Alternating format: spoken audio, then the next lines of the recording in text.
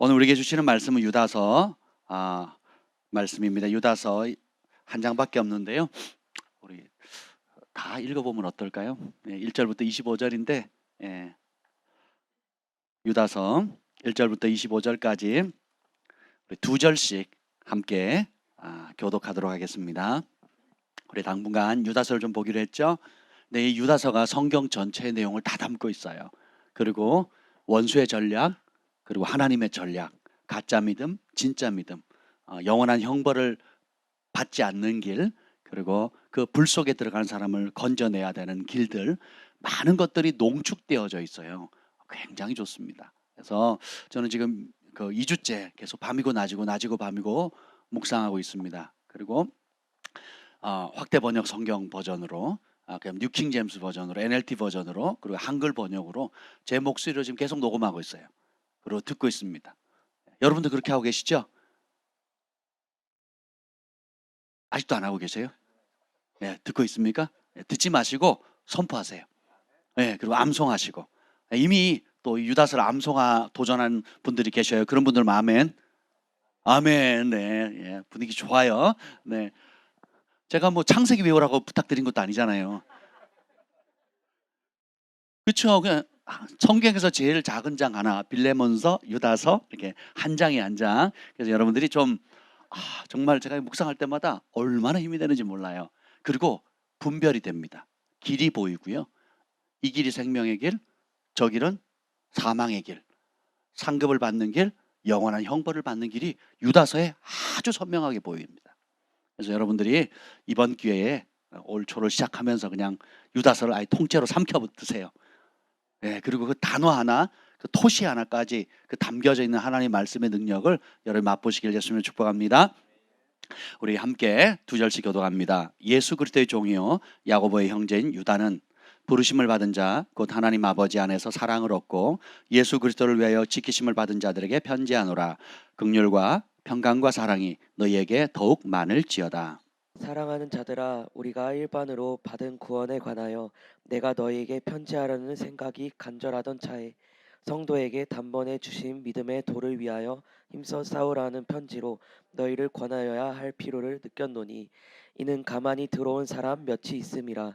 그들은 옛적부터 이 판결을 받기로 미리 기록된 자니 경건하지 아니하여 우리 하나님의 은혜를 도리어 방탕한 것으로 바꾸고 홀로 하나이신 주제 곧 우리 주 예수 그리스도를 부인하는 자니라.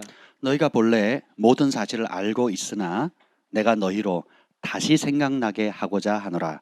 주께서 백성을 애굽에서 구원하여 내시고 후에 믿지 아니하는 자들을 멸하셨으며 또 자기 지위를 지키지 아니하고 자기 처소를 떠난 천사들을 큰 날의 심판까지 영원한 결박으로 흑암에 가두셨으며 소돔과 고모라와 그 이웃 도시들도 그들과 같은 행동으로 음란하며 다른 육체를 따라가다가 영원한 불의 형벌을 받음으로 거울이 되었느니라. 그러한데 꿈꾸는 이 사람들도 그와 같이 육체를 더럽히며 권위를 업신여기며 영광을 비방하는도다.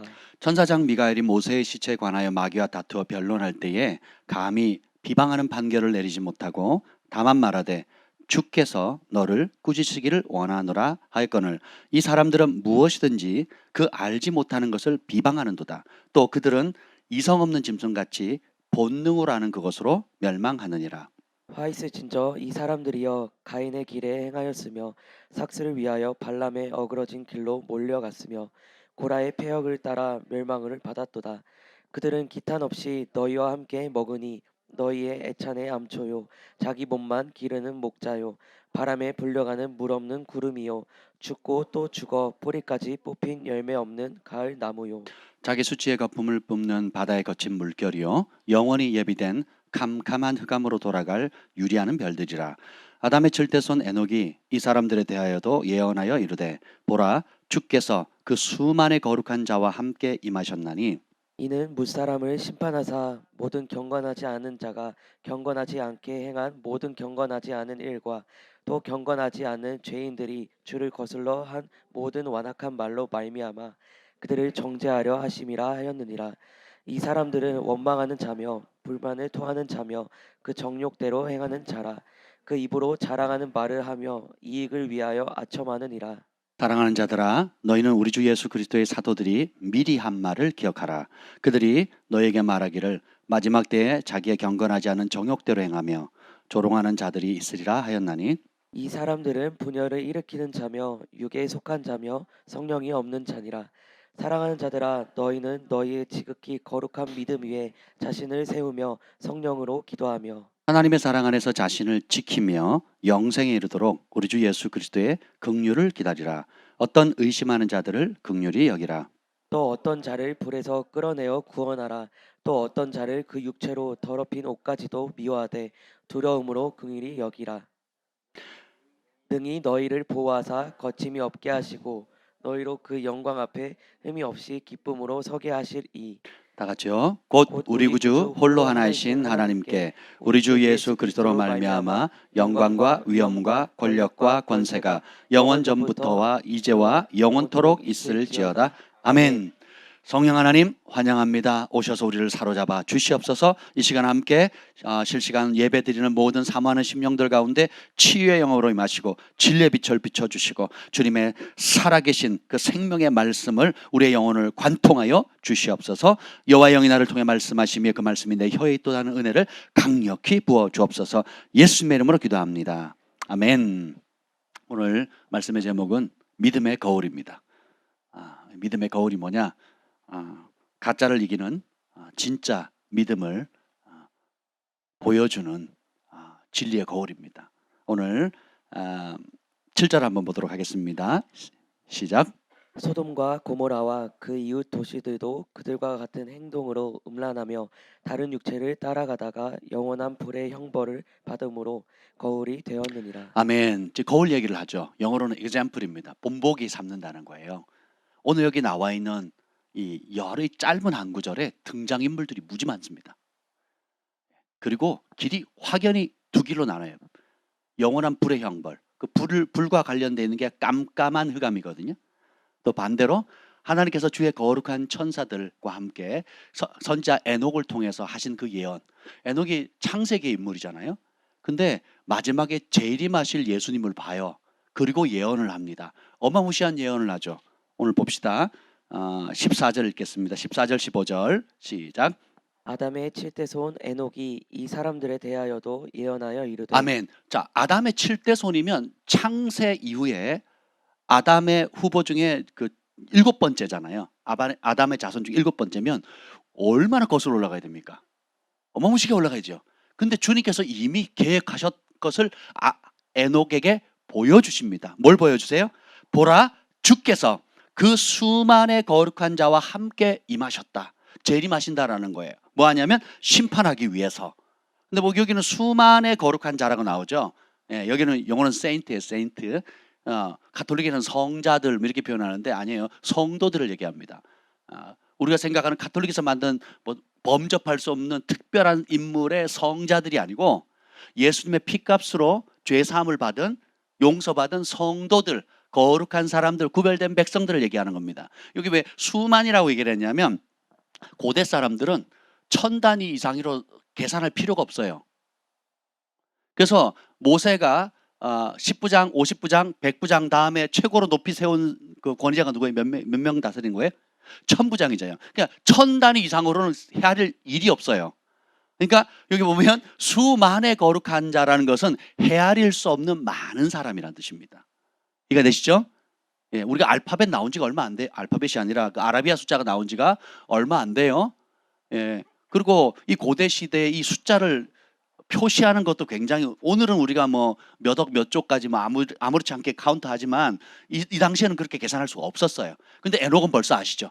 그래가지고 하나님이 알려주죠. 헤아릴 수 없는 수많은 사람들이, 수많은 하나님과 천상의 존재들과 앞서간 거룩한 하나님의 백성들이 함께 이 땅에 다시 오는 그 모습을 본 거예요. 누가? 아담의 7대 손 에녹이. 그는 죽음을 맛보지 않고 일평생 하나님과 동행했어요. 그리고 죽음을 맛보지 않고 영원히 하나님 나라에 갔죠. 그리고 그런 앞서간 성도들과 함께 주님이 다시 만왕의 왕 만주의 주로 다시 오신다는 겁니다. 우리 인생은 이것을 믿는 삶을 살 거냐, 깡그리 무시하고 내 맘대로 살 거냐, 여기에 따라 우리 인생은 판가름 납니다. 하나님이 창조하셨다는 걸 믿으세요? 그럼 창조하셨으면 그것을 이끌어 가시는 것도 믿죠. 그리고 그것을 마무리하시는 분도 하나님이라는 걸 믿잖아요. 그래서 이 하나님을 기뻐하는 이 믿음 가운데 살아갈 거냐, 하나님 없는 삶, 혹은 하나님이 주시는 공고물, 하나님 주시는 혜택, 하나님 주시는 어떤 내게 필요한 것들은 받지만 그분의 계획과 심판과 상급에 대한 말씀은 거부하고 내 마음대로 살겠느냐 하는 이 두 믿음 가운데 선택하셔야 돼요. 그래서 우리가 지난번에 봤지만 이 유다서가 쓰는 목적이 3절에 나와 있습니다. 3절 읽어보겠습니다. 시작. 사랑하는 자들아, 우리가 일반으로 받은 구원에 관하여 내가 너에게 편지하려는 생각이 간절하던 차에 성도에게 단번에 주신 믿음의 도를 위하여 힘써 싸우라는 편지로 너희를 권하여야 할 필요를 느꼈노니. 자, 사랑하는 자들에게 편지를 쓰는데 왜 써요? 우리가 다 같이 받은 구원, 예수님의 피값으로 받은 그 똑같은 구원에 대해서 이 구원을 잃으면 안 되잖아요. 그렇죠? 그러니까 이거 잃으면 다 잃어버리는 거잖아요. 교회 다니면서 복도 받고 뭐 교회 와서 장가도 하고 가정도 꾸리고 직분도 받고 선도 여행도 하고 후원도 하고 또 은사를 따라 봉사도 했는데 이후에 주님 앞에 섰을 때 구원을 못 받으면 이거 어떻게 돼요? 심각한 거잖아요. 그러니까 유다의 마음이 지금 이래요. 예수님의 동생 유다가 이런 마음인 거예요. 가만히 들어온 사람이 있어요. 여기 보면 4절 읽어보겠습니다. 시작. 이는 가만히 들어온 사람 몇이 자, 있으며. 가만히 몰래 들어온 사람이 있는데 이 사람들이 뭐예요? 어떤 예적부터 이 판결을 받기로 미리 기록된 자. 하나님이 모르신 게 아니라 하나님도 아신다는 거. 어디에 들어온 거예요? 교회 안에 들어왔다는 거예요. 제가 말씀드렸잖아요. 교회는 종합병원이라고. 병원은 건강한 사람들이 모이는 것이 아니죠. 기본적으로 누구를 위한 거예요? 환자를 위한 거죠. 그럼 환자만 오면 병원이 운영이 됩니까? 아니죠. 탁월한 치료자들이 있어야 되죠. 의사들이 있어야 되고 돕는 간호사들이 있어야 되고 건물을 유지하는 사람들이 있어야 되고요. 그리고 사람들 관리하는 행정직원들이 있어야 되고 응급실도 있어야 돼요. 분과별로 다 있어야 되죠. 그죠? 그리고 가장 시끄러운 곳이면서도 가장 조용한 곳이고 가장 더러운 곳이면서도 가장 깨끗함을 유지해야 되는 곳이죠. 그래서 이 교회는 어떻게 보면 영적 병원과도 같습니다. 그래서 여기 보면 병원에 왔는데 살아 돌아서 나가는 사람이 있고 죽어 나가는 사람도 있습니다. 치료를 잘 받는 사람도 있고 치료를 거부하는 사람도 있어요. 의사의 말을 존중해 오면서 그 처방을 잘 따르는 사람이 있고 의사를 가르치려고 하는 사람들이 있어요. 여러분 제가 말씀드리잖아요. 여러분들이 나이, 연령, 성별 뭐 다 상관없이 어떤 뭐 사회든 가정이든 학교든 교회든 가면 내가 그 위치에 가면 어떤 곳으로 가더라도 내 위치가 어딘지를 파악하는 게 지혜예요. 이게 무슨 말이냐? 내가 가정에 가면 아버지인 동시에 부모님 댁에 가면 아들이 되잖아요. 그러면 아버지로서의 위치를 행사할 때가 있고 부모님 댁에 가면 아들로서의 위치를 행할 때가 있죠. 저희 교회에서는 제가 목자지만 다른 교회 가면 손님이에요. 이해가 되세요? 그러면 각기 내 위치가 뭔지를 잘 파악해야 돼요. 그래서 내가 권위 아래에 있으면 들어야 돼요? 가르쳐야 돼요? 들어야 되죠. 그래서 우리가 teachable spirit이 굉장히 중요하다고 말씀드렸죠. 그게 겸손이에요. 배우려고 하는 마음. 근데 더 놀라운 지혜는 내가 어린아이에게도 배울 것이 많다라는 생각을 가지고 겸손하게 있으면 많이 배웁니다. 근데 자존감이 낮거나 열등의식이 강한 사람은 다른 걸 내세웁니다. 내가 가지고 있는 돈, 학식, 나이, 경험, 또 뭐 여러 가지 연륜들을 통해서 마땅히 배워야 될 위치인데 뭐 하려고 해요? 가르치려고 하죠. 들어야 될 위치인데 말을 더 많이 내뱉죠. 이게 미련한 자입니다. 그래서 제가 조기축구에 나가면 입을 다물어요. 지금 거기 앞선 멤버들 있잖아요. 저는 운동하는 그것으로 만족해 합니다. 거기에 권위자들 있잖아요. 거기서 제가 누군지 몰라서 그래요? 제가 유튜브 팔로워가 몇 명인 줄 아세요? 이거는 우리 조기축구의 그 회장님하고 감독님하고 운영위원장님이 제 뒷조사를 한 거예요. 글로벌 파이어 교회에 있다고 그러니까 뒷조사를 하셨더라고요. 세상 무섭습니다. 그리고 카톡에다 공지를 냈어요. 뭐라고 공지한 줄 아세요? 제가 교회가 있고 뭐 유튜브로 확인해 보시라고 했더니 확인을 하시고는 그 위원장님이 글을 한 구절 올렸어요. 전체 카톡방에 올렸습니다. 뭐라고 올린 줄 아세요? 사람은 외모로 보면 안 되겠습니다.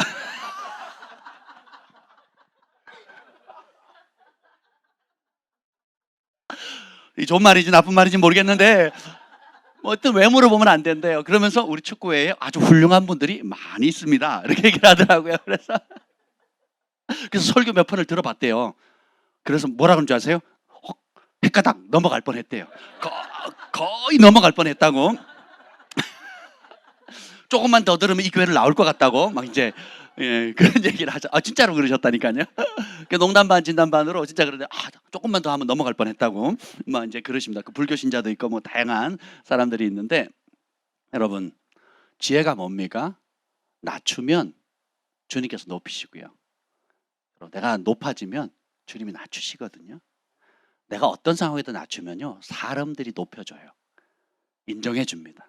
내가 많이 알매도 불구하고 더 겸손하고 많은 권력을 가지고 있으면 더 낮추고 또 많이 쌓았음에도 불구하고 더 섬기려고 하면 그렇죠? 하나님과 사람들이 존귀하게 보거든요.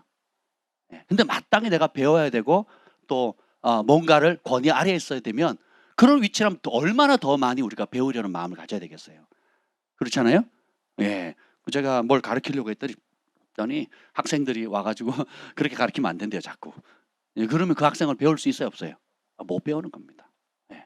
그래서 여러분들이 영어를 배우든 수학을 배우든 운동을 하든 또 교회 안에서 이런 것들을 배우실 때에 그 배우려는 마음을 계속 유지하면 그것이 겸손이고 지혜입니다. 그래서 지혜의 뜻이 뭐라 그랬어요? 듣는 마음이라 그랬죠. 솔로몬이 받은 지혜가 뭐라고요? 듣는 마음이에요.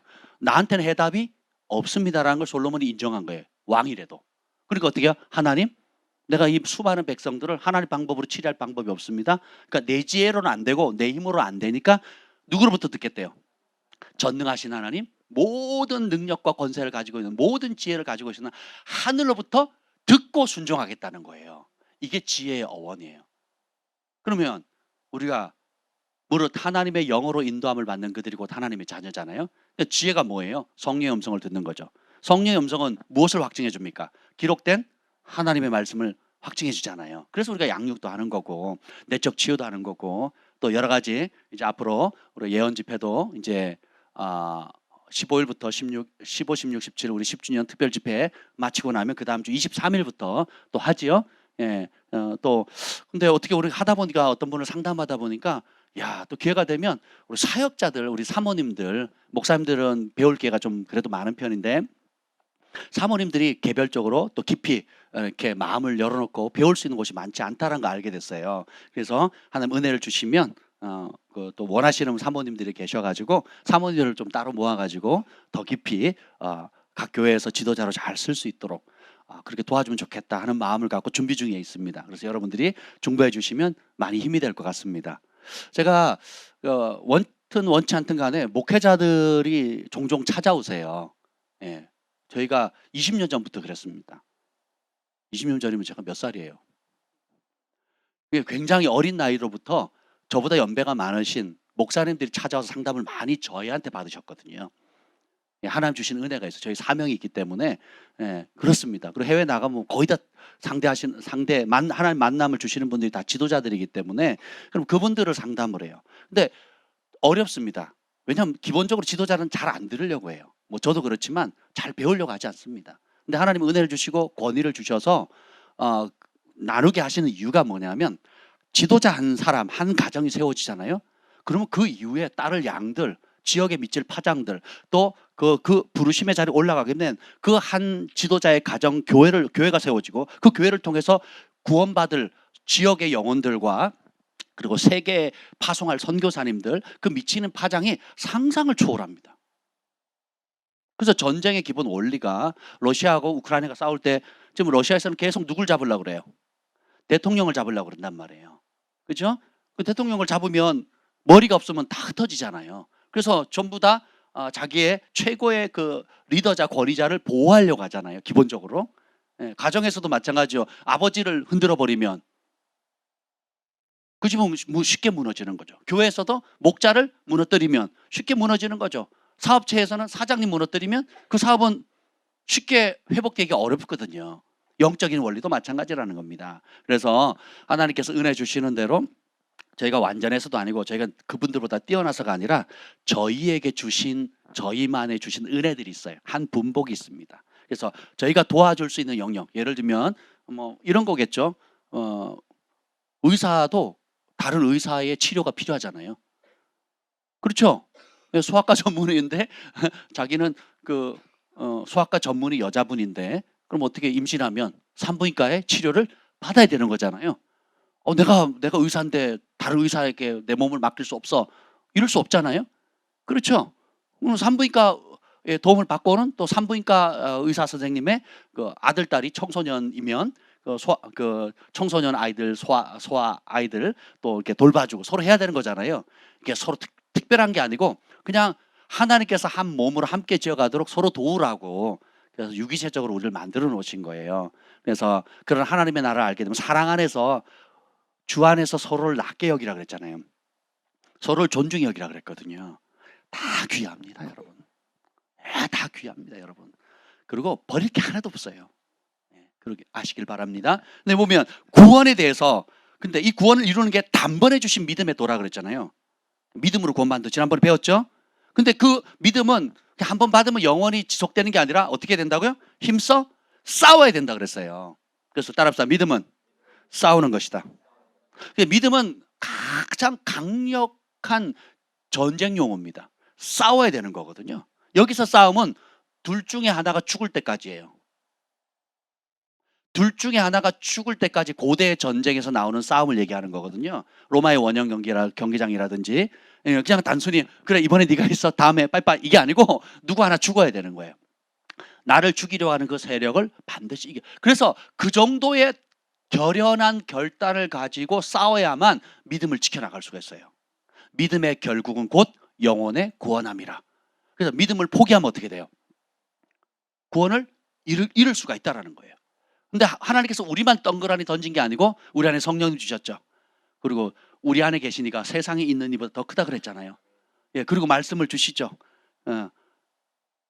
기타 여러 가지 은사들을 주시고 끊임없이 도와주시거든요. 보호하시고 오늘 볼까요? 하나님이 어떤 분인가? 24절 읽어보겠습니다. 24절 시작. 능히 너희를 보호하사 거침이 없게 하시고 너희로 그 영광 앞에 흠이 없이 기쁨으로 서게 하시리. 아멘. 우리 하나님이 능히 보호해 주신대요. 그리고 걸림돌을 제거해 주신다는 거예요. 걸림돌. 영생을 얻을 때까지 영광스러운 하나님의 보좌 앞에 임재 앞에 쓸 때까지 거침돌을 제거해 주신다는 거예요. 그리고 보호해 주시겠대요. 그리고 주님 앞에 섰을 때 더러운 옷이 아닌 흠도 없고 점도 없는 깨끗한 예복을 입혀주신다는 거예요. 예수님의 피값으로 보혈로 씻김 받은 그 옷을 입혀주신다는 거예요. 아멘. 그러니까 하나님께서 우리를 방치시키는 게 아니라 가장 가까이서 심지어 우리 안에 하나 되어서 도와주신다는 걸 믿으시길 바랍니다. 그래서 이 믿음을 작동시켜야만 역사를 봐요. 그냥 머리로 이해하는 것에 그치면 믿음은 역사하지 않습니다. 믿음은 가지고 있는 게 아니라 그랬어요. 믿음은 발휘하는 겁니다. 삶의 현장 가운데 어떤 문제가 빠방 터지면 거기에 상관한 약속의 말씀을 찾으셔야 돼요. 이 약속의 말씀을 찾으면 그것대로 반응하는 거, 그것대로 말하는 거, 그것대로 행동하는 거, 그것대로 대가 지불하는 거, 심지어 불 속에도 들어야 되고요. 심지어 집에서 쫓겨나기도 해야 되고요. 오해받기도 손해 봐야 돼요. 손해 보는 게 믿음을 발휘하는 거예요. 다니엘의 세 친구가 언제 믿음을 발휘합니까? 바벨론에 잡혀간 여러 사람들이 있었지만 믿음을 발휘한 친구로 기록된 세 친구는 다니엘의 세 친구밖에 없어요. 하나님 외에 다른 신을에게 절하면 안 된다는 걸 십계명에 다 배웠잖아요. 유대인들은 지금도 다 암송하고 있잖아요. 심지어 여러분도 십계명에 있다는 거 알잖아요. 그렇죠? 근데 그걸 알고 가지고는 있었지만 발휘한 사람은 세 사람밖에 없습니다. 우상 앞에 절하면 안 되는 거 알지요. 아는 거는 믿음이 아니라니까요. 그럼 그때 세 친구 사드락 메삭 아베느고가 어떻게 발휘합니까? 그 용광로 불 속에 7배나 더 뜨겁게 태우라고 했을 때에 불을 꺼주세요. 하늘에 엘리야에게는 불을 내린 것처럼 나에게는 비를 내려주세요. 불을 꺼뜨려 주세요라고 기도하지 않았다는 거예요. 그 유명한 말 있죠. 그리 아니하실지라도 나는 왕의 말을 복종할 수 없고 하나님이 건지시켰지만 건지시지 않는다 할지라도 그리 아니하신지라도 나는 내 믿음을 버릴 수 없다는 거예요. 나는 왕도 권위자지만 그 왕을 세우신 더 높은 권위자이신 만왕의 왕을 경배할 그분만을 경배합니다. 그분만을 섬깁니다. 하고 입으로 시인했을 뿐만 아니라 어떻게 해요? 당당히 어떻게 해요? 불 속에 뛰어들죠. 불 속에 뛰어드는 게 믿음을 발휘하는 겁니다. 다니엘은 어떻게 합니까? 그 팔순 그 인생을 마무리할 때에 한 달만 기도를 쉬어라 그랬어요. 한 달만. 야, 전 세계가 뭐예요? 지금 2년 동안 교회를 못 나갔잖아요.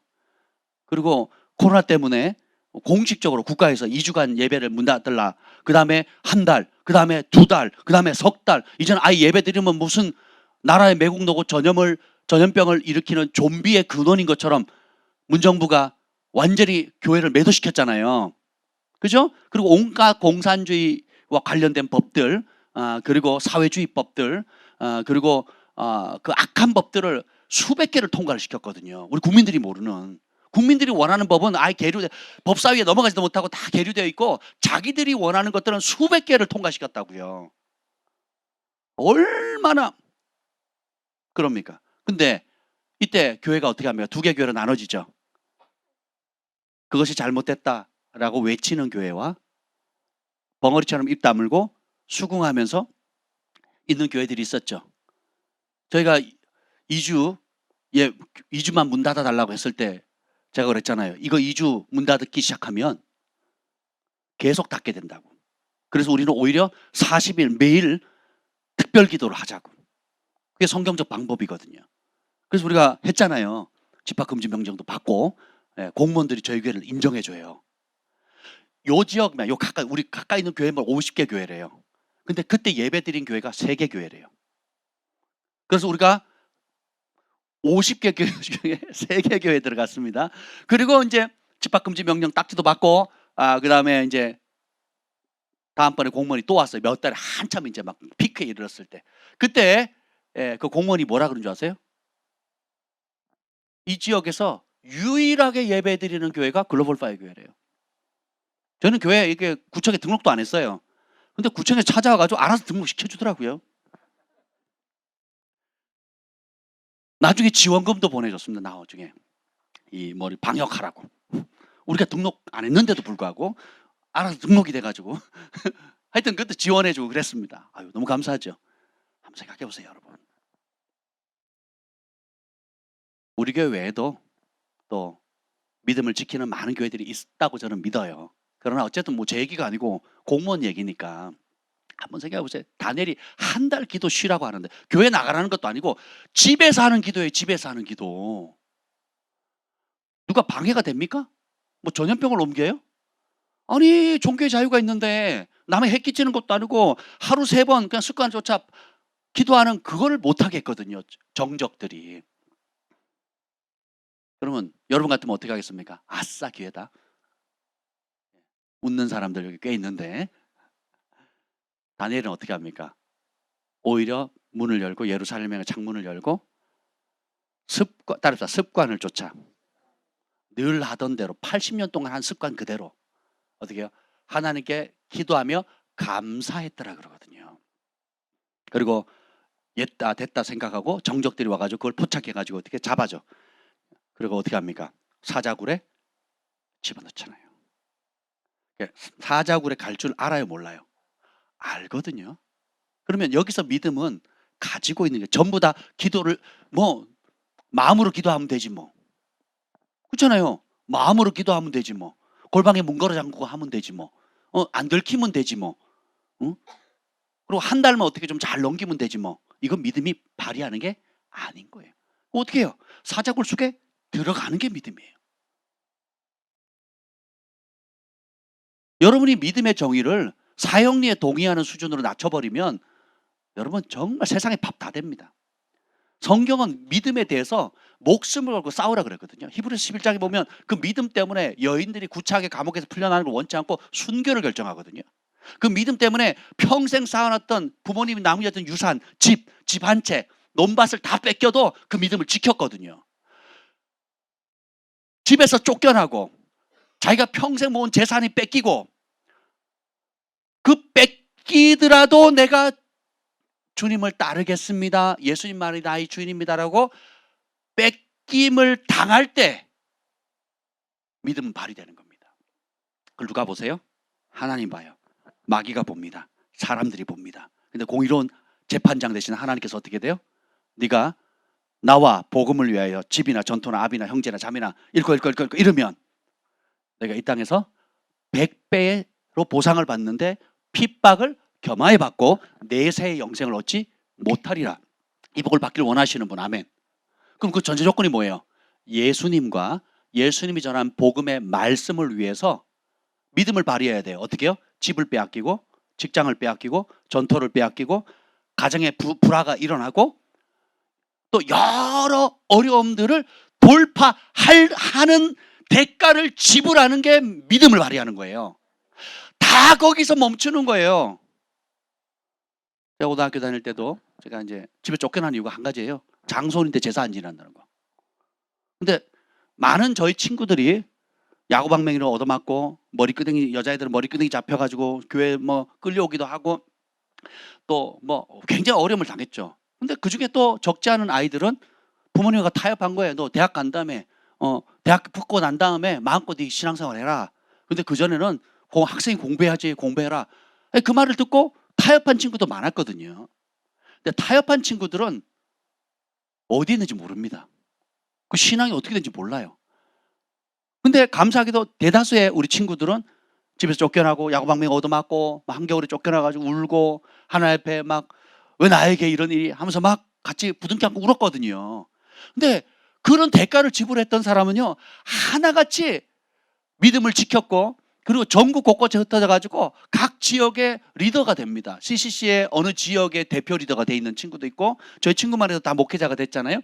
그냥 일반 목회하는 게 아니에요. 정말 목회를 잘합니다. 그래서 사역도 잘하고 있고 말도 안 되는 배경도 없고 백도 없고 줄도 안 타는 그런 삶 가운데 개척해서 한 친구는 또 목회를 잘하고 있고 또 하나님의 은총으로 정말 누가 봐도 하나님이 은혜 주셨다 하는 그런 역사를 간증하는 축복의 통로가 됐거든요. 여러분은 어떻게 믿음을 사용하고 계십니까? 조금만 어려우면, 조금만 손해보면, 조금만 누가 위협을 하면 가정에서 직장에서 남편이나 아내나 또 재정적인 손해나 손실이나 오면 아니 다니엘의 세 친구처럼 불 속에 들어가서 정말 불에 화형으로 죽는 것도 아니고 여러분 용광로 불 속에 집어넣는다고 한번 생각해 보세요. 근데 거길 뛰어 들어가는 거거든요. 동물원의 사자 구경은 좋아하지만 그 우리 안에 들어갈 사람 없잖아요. 그죠?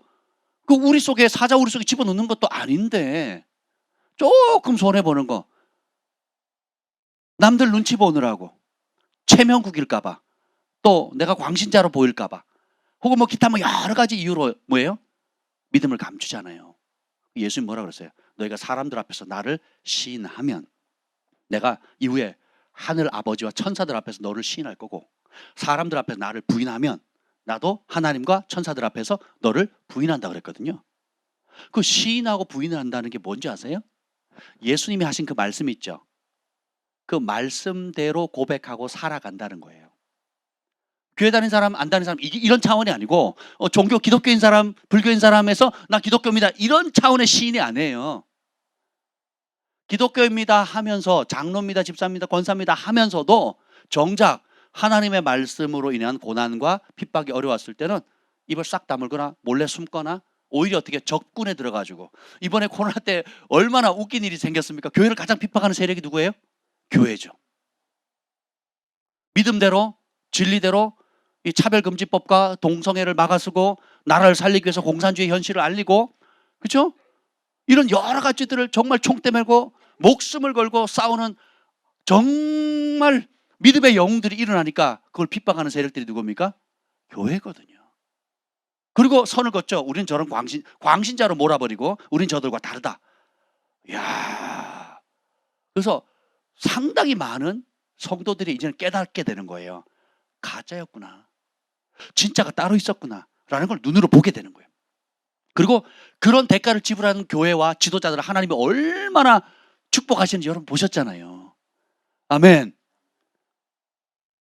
그리고 여러분도 대가를 지불하셨고 여러분도 이 과정을 통해서 오히려 하나님께 여러 말로 다 할 수 없는 다양한 축복과 은총을 누리셨잖아요. 왜요? 하나님 보시고 아시고 말씀하신 그대로 축복하시는 분이세요. 아멘. 그래서 우리는 평안하든 환난을 당하든 버릴 상황이 하나도 없습니다.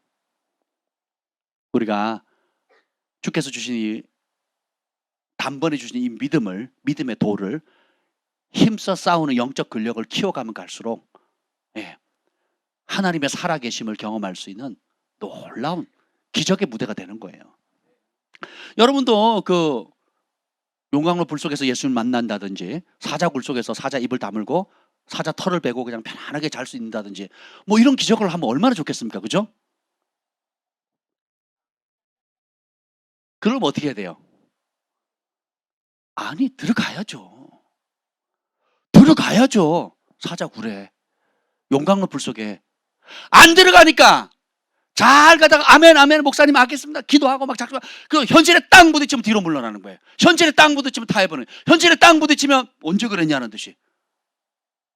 그러니 기적이 없는 거예요.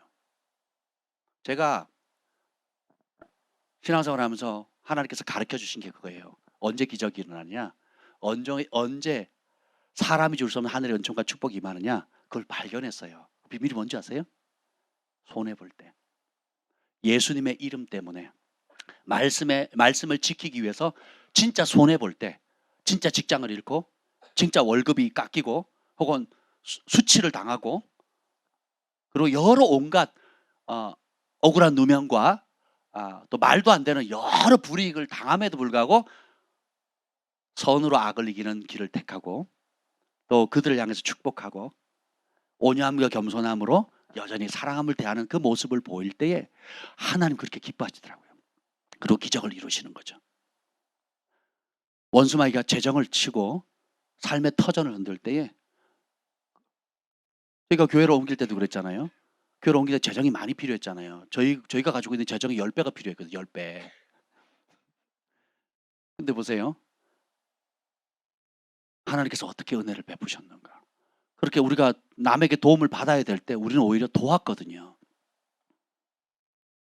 가장 위기의 때 내가 남의 도움을 받아야 되는 시점에 오히려 선교사님들이나 어려운 형편에 있는 사람들이나 믿음의 형제 자매들을 위해서 적지 않은 돈을 심었거든요. 오히려 저희보다 잘 사는 교회들, 여유가 있는 교회들을 향해서 말도 안 되는 금액을, 저희 형편에는 말도 안 되는 금액을 계속 심었거든. 교회적으로도 심고 개인적으로도 심고. 교회적으로 심은 것보다요 저희 개인이 심은 게 더 많습니다. 왜냐하면 우리 존재 자체가, 우리의 사명이 뭐예요? 주기 위해서 태어났잖아요. 하나님의 나라와 주님의 몸된 교회가 세워지기 위해서는 김 목사님과 제가 또 저희 가정이 아낌없이 심었거든요. 우리 아이들이 그걸 다 보잖아요. 엄마 아빠가 어떻게 사는지 알거든요. 우리 아이들이 얼마나 아껴 쓰는지 몰라요. 김 목사님 저한테 가끔 그래요. 제가 뭐 이것저것 해달라 그러면 뭐라 그러는지 아세요? 당신은 우리 아이들이 지금 얼마의 용돈을 가지고 얼마나 아껴서 어떻게 검소하게 사는지를 모르시는 것 같아요. 그래요. 진짜 그렇게 삽니다. 저만 철이 없어서 제가 원하는 거 사고 원하는 거 하고, 그래서 하니까 김 목사님 계속 그래요. 기도해서 받으라고. 그래서 제가 기도해서 지금 하는 거라고 이렇게 얘기를 합니다. 기도하고 행동하고 기도하고 행동하고. 근데 정말 우리 아이들이 그렇게 잘 커져서 너무너무 감사하죠. 아이들도 저한테 처음에 뭐라고 아빠 뭐 해주세요 뭐 해주세요 그러면 야 나도 내 아버지한테 타다 쓴다. 야 니도 니네 아버지한테 타다 써라. 그래서 이제 민증 나왔으니까 니네 아버지한테 구해. 근데 니네 아버지나 우리 아빠 아버지나 똑같거든. 그러니까 우리 서로 좀 잘 보이자. 누가 먼저 받나 한번 해보자. 진짜 제가 농담을 한 게 아니라 진담으로 얘기를 했어요. 웃으면서. 아이들이 그렇게 하더라고요. 그러니까 우리 주한이가 군대 가기 전에 4개월 동안 5일 금식하고 5일 보식하고 3일 금식하고 3일 보식하고 하루 금식하고 하루 보식하고 다시 3일 금식하고 3일 보식하고 넉 달 동안 내내 그러잖아요. 그래서 하나님께서 어떤 군생활에 은혜를 주신지 여러분 다 보셨잖아요. 그렇지 않습니까? 보세요. 그래 우리 아이들이 필요한 게 있으면 스스로 공급자가 하나님 부모를 통해서도 주고 하지만 보다 근본적인 공급자, 원초적인 공급자가 누구예요? 하늘 아버지라는 걸 배운 거예요. 그걸 그거 가지고 하나님 말씀의 원리에 따라 어떻게 심고 나누는지, 기본적으로 11조와 각종 헌금을 하는 것뿐만 아니라 어떻게 베풀고 어떻게 하나님 나라를 위해서 자기가 아껴서 희생하는지를 대해서 몸으로 체득을 했거든요. 그걸 부모한테 삶을 통해서 배웠거든요. 그래서 많이 심은 자 많이 거두고 적게 심은 자 적게 거두는 걸 알지만, 여러분들 아는데 멈추면 믿음을 발휘한 게 아니라는 거죠. 그냥 씨앗을만 가지고 있는 씨앗만. 근데 우리 아이들은 부모가 하는 걸 봤잖아요. 그리고 실제로 본받고 그 재미로 하고 즐겁게 합니다. 그러니까요, 지금 소망이 온유 사랑이가 저금통이 되게 많아요. 제가 11조 할 때도 동전하지 마라. 동전하지 말고, 그럼 어떻게 해요? 그러면 모아라. 1,000원 하면 100원이고 2,000원 하면 200원이고 동전을 모아라. 그래서 동전을 모아서 어느 정도 되면 그거를 지폐로 바꿔줄게. 지폐로 바꾼 가지고 하나님께 드려라. 응? 사람한테도 동전 안 준다. 동전. 어른한테도 동전 주면 기분 나쁘다. 마음은 알지만. 부모가요, 어릴 때부터 이렇게 가르치잖아요. 그럼 아이들이 그렇게 합니다. 구겨진 돈 하지 말고 빳빳한 새 돈을 따로 구분해가지고, 그런 돈이 있으면 따로 구분해가지고 따로 모아놔요. 그리고 헌금할 때 씁니다. 혹은 다른 사람을 축복할 때, 다른 분들에게 나눠줄 때 빳빳한 돈 나눠주는 거랑 구겨진 돈 주면 사람도 기분이 다르거든요. 구겨진 10,000원짜리 주는 거랑 빳빳한 10,000원짜리 하나, 그죠? 느낌이 다르잖아요. 그냥 아무 봉투에나 주는 그 은행 봉투에 주는 거랑 예쁜 색종이나 봉투에 써가지고 감사의 글이나 축복의 말을 쓰면 똑같은 액수라도 받아들이는 게 너무 다르거든요. 이런 원리들을 실제로 아이들이 다 보고 하거든요. 그래서 제가 뭔가를 나눠줄 때 그냥 나눠주는 법이 없습니다. 시간이 없으면 어쩔 수 없지만 할 수 있다면, 그래서 제가 문구점에 가면 예쁜 봉투가 있으면 사요. 일부러. 그래서 제가 가방에도 넣어놓고 제 책상에도 넣어놓고 제가 움직이는 모든 곳에다가 다 집어넣습니다. 어디든 제가 거처하는 모든 곳에다가 책상에다 다 넣어놔요. 그럼 언제 어느 상황에 누구에게 나눠주거나 심어야 될 상황이 벌릴지 모르잖아요. 그럼 거기다가 곳곳에 넣어놨으니까, 지금 제 책상에도 있고요, 제 집에도 있고요, 또 곳곳에 있습니다. 심지어 제가 메고 다니는 책가방에도 늘 있어요. 그래서 어느 때든지 아이든 어른이든 선교사님이든 목회자든 누구든지 만나면, 어려운 성도들 만나면 꺼내가지고 글을 써서 축복의 말씀을 써서 정성을 다해서 작은 거지만 그렇게 드리거든요. 그러니까 저도 준비된 듯한 느낌이 들고, 받는 분도 액수와 상관없이 따뜻함을 느끼잖아요. 감동을 받잖아요. 그렇죠? 예, 이게 존중이 여기는 작은 노력이거든요. 이 작은 차이가 세상을 다르게 만듭니다. 그리고 하늘이 주목하고요, 원수의 세계도 주목합니다. 욥을 하나님만 주목한 게 아니잖아요. 마귀도 주목했거든요. 우리가 여호와를 경외하죠. 그러면 마귀가 여호와를 경외한다는 게 두려워한다는 뜻이잖아요. 우리가 하나님을 두려워하면 마귀는 하나님을 두려워하는 그 사람을 두려워해요. 이게 영적인 원리입니다. 우리가 하나님을 두려워하지 않죠. 그럼 마귀는 하나님을 두려워하지 않는 그 사람을 무서워하지 않습니다. 하나님과 관계없는 사람이라고 생각하거든요. 근데 우리가 하나님을 경외하면 하나님의 은총이 임하죠. 그럼 하나님이 주목하죠. 하나님이 함께 하시죠. 그러니까 하나님이 함께하는 사람을 감히 건드려야 못 건드리는 거예요. 영적인 원리가 이와 같아요. 여러분들이 어떻게 선택하느냐가 결국 그 결실을 맺게 되는 겁니다. 우리 지우와 사무엘이 이제 송파 구민이 됐어요. 그죠? 이 학교 새롭게 적응을 해야 되는 여러분 기도해 주시길 바랍니다. 기도해야 되는데 한번 생각해 보세요. 학교 생활을 할 때 있어서 이 아이가 은총을 받느냐 받지 못하느냐, 친구들과 선생님들과 선후배들 사이에 은총을 받느냐 못 받느냐는 학교의 문제가 아니에요. 내가 하나님을 얼마나 경외하는가, 얼마나 존중이고 그분의 말씀을 소중히 여기고 그분을 의지하느냐에 따라서 이 두 아이의 운명이 판가름 나는 겁니다. 하나님을 경외하고 하나님을 기쁘시게 하면 하나님의 은총이 임하죠. 그걸 사람들이 봐요. 그래서 좋은 자리, 좋은 기회, 좋은 만남들, 이런 것들을 열어주는 겁니다. 아멘. 그래서 저는 가는 곳마다, 고등학교 때 예수님을 믿기 전에는 안 그랬는데 예수 믿고 난 다음부터는 어떻게 됐냐면 하나님께서 그냥 몰아쳐 가시더라고요. 요셉처럼. 손 대는 곳마다, 땅 밟는 곳마다, 만나는 사람마다 은총을 입어요. 그래서 받은 기름 부음이 낙하산의 기름 부음이에요. 학교를 가도요, 제가 싫대는데 학교 선생님이 저를 맨날 두들겨 패는 선생님이 있었거든요. 그 주임 선생님이 있었어요. 이유 없이 와가지고 두들겨 팼어요. 제 교회 간다고. 그분이요, 저를 장학생으로 추천을 했어요. 그래서 제가 장학금을 받았잖아요. 그리고는 장학금을 받았으니까 쏘래요. 장학금을 받았으니까 쏘라고 엄마 모시고 와서 쏘라고 하는데 그 쏘는 내용이 장학금보다 더 많이 비용이 들어가는 거예요. 그래서 제가 어머니가 해야 되겠냐고 하지 마시라고. 제가 알아서 바카스 사들고 가겠다고. 그래서 바카스 사들고 갔습니다. 그래가지고 회식을 해드려야 되는데 바카스를 사들고 가가지고 그때부터 더 두들겨 맞췄어요 제가. 다른 이유로. 제가 그게 불이하게 느껴지더라고요. 그래서 제가 맞았어요 그냥. 그거 핑계대고 또 많이 맞았습니다. 그런데 더 큰 장학금이 그때는 영아문수 장학금이었다가 이제는 아산 장학에서 나오는 장학금이 나오는데 또 추천하더라고요. 그 뚜르그 패신 선생님이. 그러면서 불러요. 내가 추천했다 이놈아. 한번 생각해 보세요 여러분. 팰 땐 패더라도 학생이 장학금 줄 만한 학생이 저밖에 없었겠냐고요. 근데 제가 구별되게 하니까 하나님의 은총이 임하고 그걸 저를 괴롭히는 선생님 또 은혜를 주시거든요. 여러분을 괴롭히는 사람, 우리 교회 가운데도 어떤 형제님이 그 간증을 하셨는데 다 싫어하는 상급자 관리자에게 먹을 걸 계속 2주 동안 나눠줬더니 그 제일 싫어하는 서로 다 싫어하는 그분이 이제는 90도로 인사를 하고 그리고 승진할 수 있는 자리로 추천을 했다는 거예요. 그리고 승진의 길이 열렸다는 거예요. 할렐루야. 여러분 미우니까 나도 믿게 대하면 그건 믿음이 아니죠. 우리는 어떤 상황이든지 다르게 반응하는 사람이에요. 그 다름, 일반 사람과 다름의 기준이 뭐냐? 예수님의 말씀 따라 선으로 악을 이기고 악을 악으로 갚지 않고 선으로 악을 이기는 거, 원수를 축복하는 거, 그리고 움켜쥐는 삶이 아니라 나눠주는 삶을 사는 거, 그리고 하나님을 가장 두려워하기 때문에 사람보다 하나님을 더 두려워하는 삶, 사람보다 하나님을 더 기쁘시게 하는 삶을 선택하니까 하늘이 주목하는 겁니다. 그러면 그 이후로도 제 삶 가운데 어디를 가든지 하나님께서 뭐 생판 모르는 미국 뭐 알라바마 주를 갔어요. 저는 가본 적도 없고 저희 부부가 알라바마 주를 갔는데 아는 사람 제로예요, 제로. 처음 가는 거니까. 여러분 알라바마 주 가봤어요? 어딘지 아십니까? 모르잖아요. 아라비안 나이트 옆에 있거든요.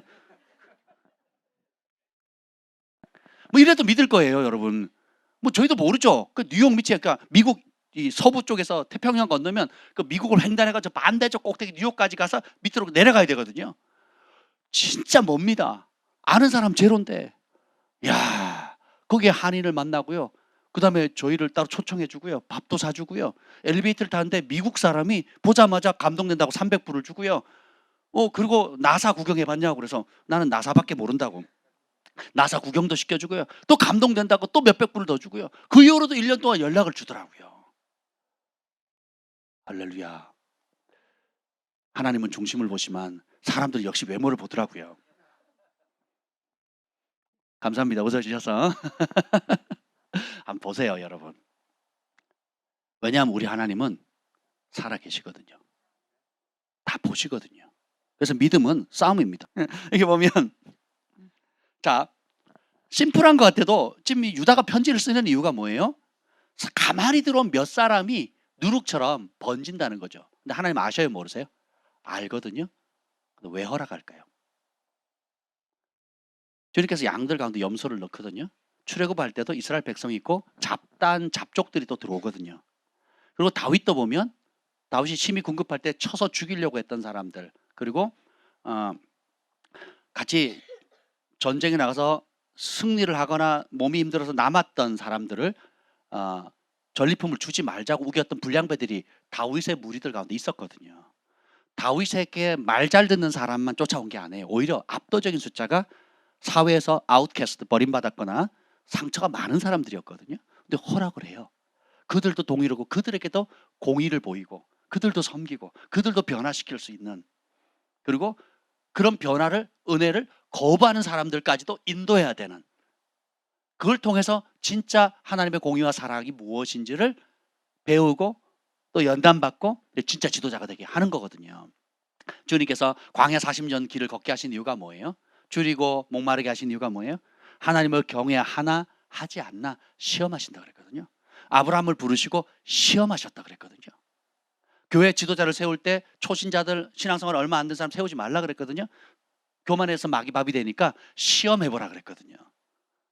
우리가 중학교, 고등학교 시험 보잖아요. 대학교 시험 보잖아요. 그게 나쁜 게 아니죠. 시험을 통해서 내 실력이, 내 영적 수준이, 내 믿음이 현실 가운데, 환난 가운데, 가난 가운데, 관계 어려움 가운데, 오해 가운데, 건강의 어려움 가운데 어떻게 반응하는가? 어려울수록 더 주님께 바짝 매달리는가? 아니면 조금만 어려우면 이스라엘 백성처럼 불평하고 원망하는가? 교회가 코로나가 안 걸렸을 때는 다 아멘 아멘 아멘 그럽니다. 제가 코로나 감기라 그랬잖아요. 감기라 그랬잖아요. 독감처럼 감기로 대하시면 된다고. 그렇잖아요. 그걸 다 아멘했어요. 그걸 제가 2년을 가르쳤는데. 근데 정작 어떤 외부분이 와가지고 코로나를 다 퍼뜨렸잖아요. 그런 바람에 교회가 2달을 문 닫았어요. 그러니까 이제 드러나잖아요. 그간 연단받았던 거, 배웠던 말씀들이 현실에 어떻게 믿음으로 반응하는지가 여러분에게 다 드러나잖아요. 그죠? 그 얘기를 하던 김 목사님은 집으로 옮겼어요. 성전으로 옮겨가지고 2달 동안 철야했거든요. 넉 달을 했답니다. 넉 달. 넉 달을 했대요. 놀랍지 않습니까? 환경적으로 위기였거든요. 교회 존폐가 달려있는 위기였단 말이에요. 2달 지나서 목사님이 오라 그랬더니 아무도 안 오더래요. 그래서 처음 온 사람이 그 한 청년이 왔고 뭐 그래서 오기 시작했다 그러더라고요. 한번 보세요, 여러분. 그 2달, 넉 달 동안 여러분 그 식료품 가게 안 가셨습니까? 버스 안 타셨어요? 직장 출근 안 했습니까? 하셨어요, 안 하셨어요? 했죠. 근데 교회 오라면 뭔가 이상하잖아요, 기분이. 정부에서 막 잡아갈 것 같고 사람들이 조사해가지고 막 나를 괴롭힐 것 같고 뭔가 모르 이 와중에 예배를 드려야 되는 게 이상한 것 같은 이게 뭐예요? 세상의 영이거든요. 미디어와 정치력과 권력을 이용해서 압박하거든요. 원수마귀가. 그러면 진짜 믿음은 언제예요? 거기서 발휘하는 거예요. 거기서. 그래서 여러분들이 그런 과정을 다 마음의 갈등들과 여러 가지 어려움들 또 사실 내가 어려운 것보다 나로 인해서 같은 직장 동료나 가족들이나 그렇죠? 여러 사람들이 받는 그러니까 정부가 나쁜 거죠. 전부 다 이간질 시켜서 서로 등지고 감시하게. 공산당이 그 뭐라 그러죠? 5명이 5호 담당제. 5호 담당제가 뭐예요? 가족들이 서로 등지게 만들어 버렸잖아요. 이 나쁜 정부가. 네? 감옥 가야 돼요. 그분 감옥 가셔야 된다고요. 지금 제가 공의가 풀어지도록 계속 기도하거든요. 지금 현 정권이 계속 잘해서가 아니라 계속 이어져 가야 되고 그래서 이어지면서 이 공산주의와 결탁했고 중국과 결탁했던 사람들이 드러나고 그래서 뿌리째 뽑혀야 돼요. 그 힘을 빼앗아야 되거든요. 그걸 기도하셔야 돼요. 그래서 하나님의 공의가 세워지도록. 다니엘이 사자굴에서 나오니까 그를 음모했던 세력들을 다 처단되잖아요. 정리가 돼야 되는 거거든요. 이해가 되세요? 그래서 저는 그 기도를 합니다. 그래서 더 이상 이 북한 세력들이 간첩 세력들이 이런 노골적으로 지금 드러나고 있잖아요.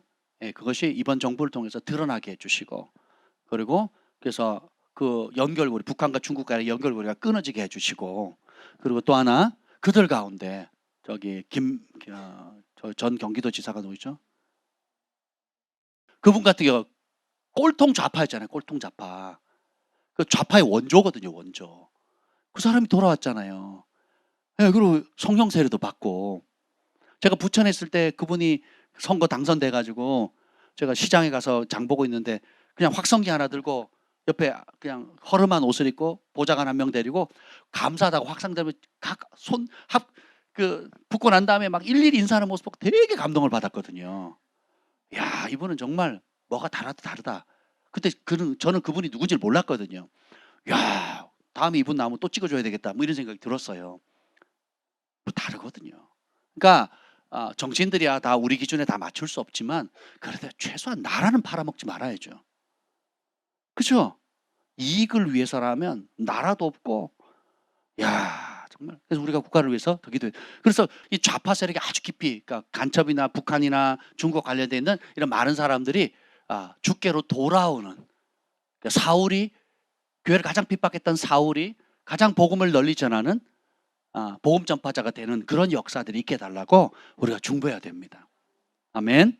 네, 그래서 여러분들 그렇게 하시면 좋을 것 같아요.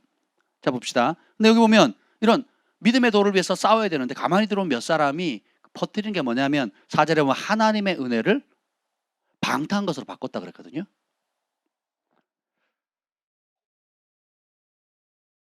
하나님이 에녹의 예언을 통해서 이후에 최종 온 인류의 심판하는 날이 온다는 거예요.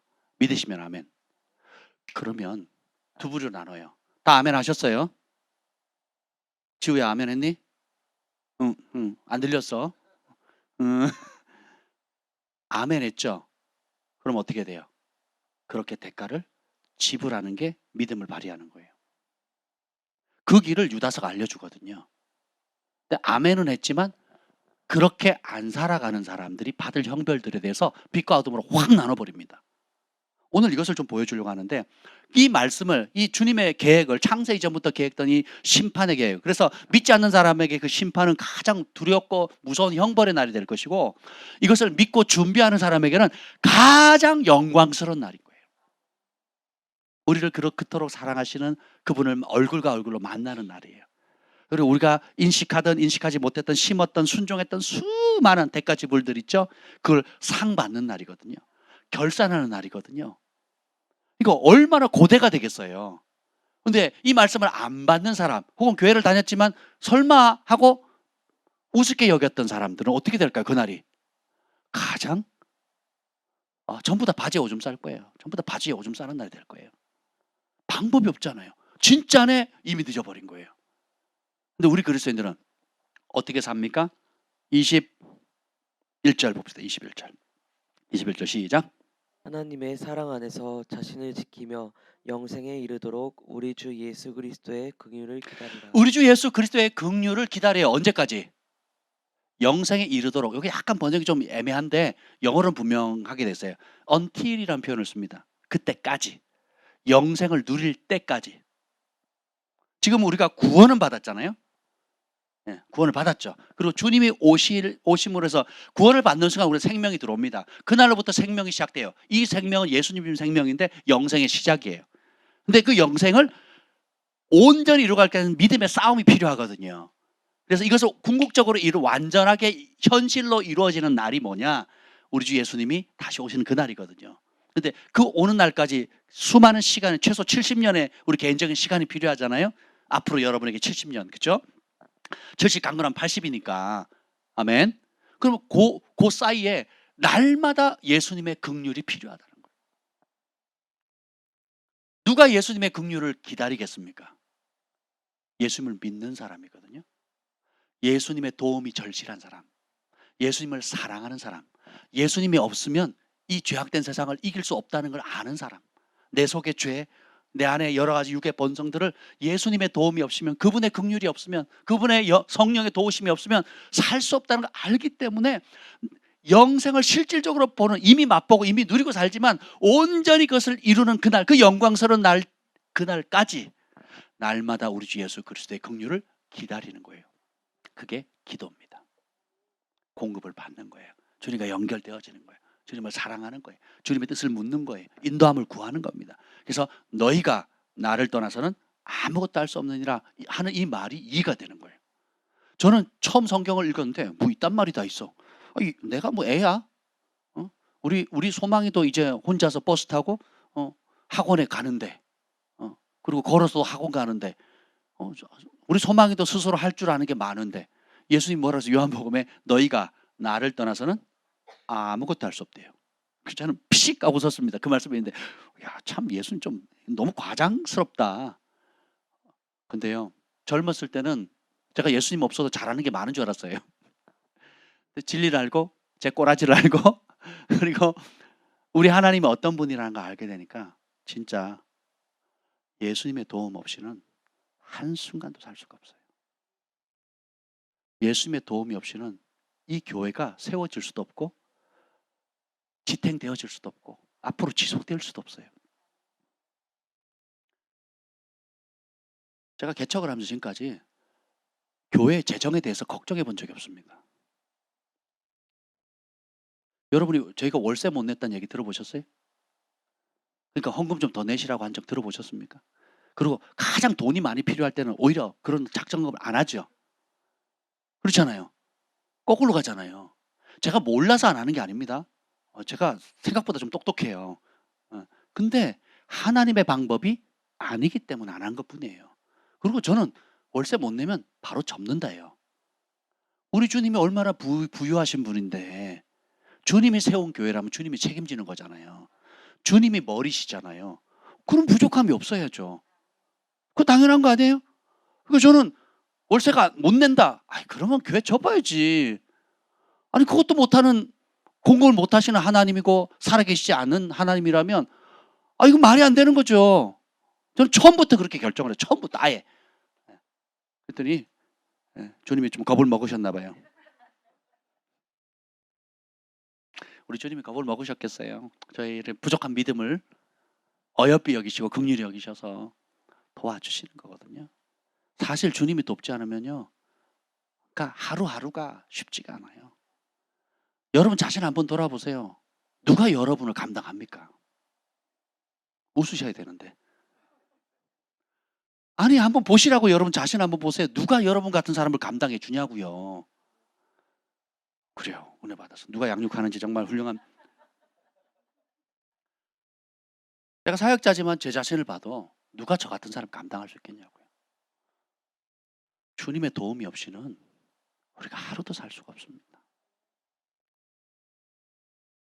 그걸 인식하는 만큼 의지하게 되더라고요. 그걸 인식하는 만큼 감사하게 되더라고요. 그걸 인식하는 만큼 겸손해지더라고요. 그걸 모를수록 교만해지고요.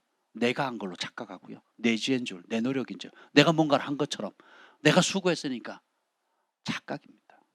우리가 얼마나 연약합니까? 멀쩡하게 이렇게 2시간, 3시간 하고 운동을 해도 튼튼한 몸인데 변비에 걸리면, 또 아니면 그 무좀이 생기면, 혹은 열만 조금만 올려 36.5도에서 3도만 올려도 우리는 들어 누워야 되는 거예요. 별것도 아닌 것에 우리는 누워 있어야 되는 거예요. 이유 없이 그냥 픽 쓰러지셨잖아요. 네. 그렇죠? 그래서 아내가 돌아왔단 말이에요. 후원도 해주고, 차 사라고 용돈도 주고, 수백만 원의 돈도 주고 막. 야, 적절한 타이밍에 쓰러져가지고 버릴 게 하나도 없어요. 근데 보세요. 아침도 안 먹고 점심도 안 먹고 그냥 거기 서서 그냥 간단히 먹으면서 아침부터 저녁까지 그 미용실에서 일을 한단 말이에요. 대단하거든요, 진짜. 야, 저렇게 마른 체형이 어떻게 서 있나. 그러니까 늘 건강한 줄 같죠. 근데 어느 순간 아무 이유 없이 그냥 푹 쓰러지는 거예요. 우리가 이렇게 연약한 존재거든요. 생명을 주신 분도 하나님, 지탱하게 하시는 분도 하나님, 그 영혼을, 우리의 영혼을 걷어가시는 분도 하나님이세요. 사명이 있는 만큼 생명이 유지되는 겁니다. 아멘. 그래서 오늘 이 인물들은 믿음으로 산 사람과 믿지 않은 사람들이 둘로 쭉 나뉘어지는데, 이 인물들이, 이 두 부류가 거울로 삼으라는 거예요. 그 거울 앞에 서면 뭐가 보여요? 여러분이 거울 앞에 서면 뭐가 보입니까? 누가 보여요? 내가 보이거든요. 하나님의 말씀은 거울입니다.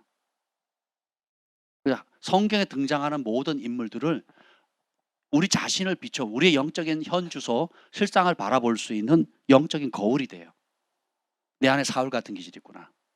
내 안에 때때로 다윗 같은 또 은혜도 있구나. 또 어떤 때는 내가 삼손 같은 기질도 있구나. 어떤 때는 내가 룻과 같구나. 마리아와 같구나. 근데 이게 들쭉날쭉 하잖아요. 근데 이 작은 아하방이 하루 금식했거든요. 근데 하나님 심판을 멈춰요. 우리가 맨날 못된 짓 하다가 한번 깨닫고 하루 금식했는데 하나님 그걸 어여삐 여기셔가지고 생각지도 않은 은혜를 주신다니까요.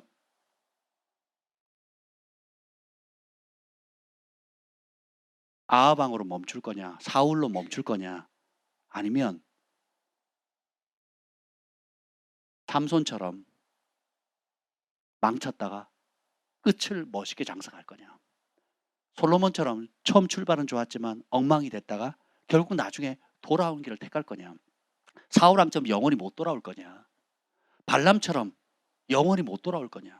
오히려 하나님의 선지자인데 하나님의 백성을 타락하고 돈에 매수돼서 타락해서 하나님의 백성들을 무너뜨리는, 하나님의 백성들에게 저주를 끌어당기는, 하나님의 심판을 끌어당기는 못된 사단의 극악한 도구가 될 것이냐? 하는 게 다 거울이라고. 다 거울.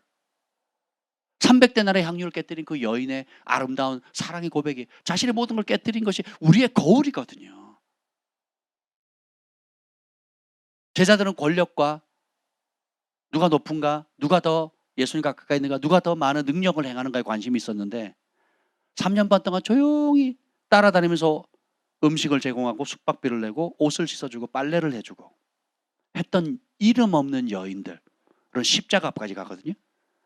그리고 장사 지내는데 누구도 가지 않는 무덤의 돌도 밀어낼 수 없는 연약한 여인들이 부활의 아침에 제일 먼저 찾아가고, 예수님이 베드로를 먼저 만나주지 않으시거든요.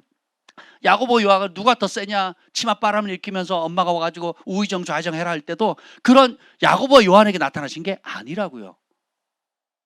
전혀 이름도 없는 무명의 여인들이 십자가 앞에, 그리고 예수님이 시신으로 안치되어 있는 그 무덤의 자리에, 본인도 모르는 그 부활의 날, 제일 안식일 그 다음 날 그곳에 갔을 때 예수님이 가장 먼저 만나주시는 분, 우리의 거울이라는 거예요. 하늘이 어떻게 평가하는가? 제가 예수님이라면 누구부터 만나줄까요? 일단 베드로부터 찾아가서 족쳐야죠. 이놈의 새끼, 응? 내가 얘기했잖아. 너 나 3번 부인한다고 얘기했잖아. 왜 말 안 들어? 아직도 네가 잘난 척 할 거야? 잘못했습니다. 그래, 너는 거꾸로 매달려서 죽어라.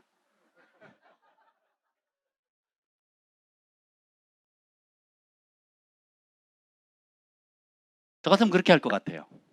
저 같으면. 예수님은 베드로에게 먼저 안 찾아가시거든요. 정말 마음을 다해서 사랑하는 사람을 찾아가거든요. 하나님 나라는 사랑하기 때문에 섬기는 자가 가장 존귀한 자입니다. 전 세계 어디라도 어머니들이 존경받는 이유가 뭐예요? 섬겨요. 왜요? 사랑하니까. 사랑하는 크기가 있기 때문에. 어머니가 잘못한 것도 아니고 또 말도 안 되는 걸 애들이 떼를 쓰고 또 엉뚱한 데 쓰고 온갖 것들을 우겨도, 그런 옳고 그름보다도 그 옳고 그름을 뛰어넘는 어머니의 조건 없는 그 사랑 때문에. 처음에는 아이들이 우리 엄마가 바보 같아, 우리 엄마가 나한테 이용당하는 것 같아, 우리 엄마는 잘 속아 하고 하지만 나중에 철들어서 지네들이 엄마 아빠가 돼보면 다 알고 속아줬다는 거, 다 알고 그렇게 했다는 걸 감동을 받잖아요. 그러니까 어떻게 해요? 아빠한테는 안 찾아가도 엄마한테는 찾아가는 거예요. 진짜 자기를 사랑해주는 사람을 찾아가는 거거든요. 자식들도. 우리 경환이가 다쳤어요.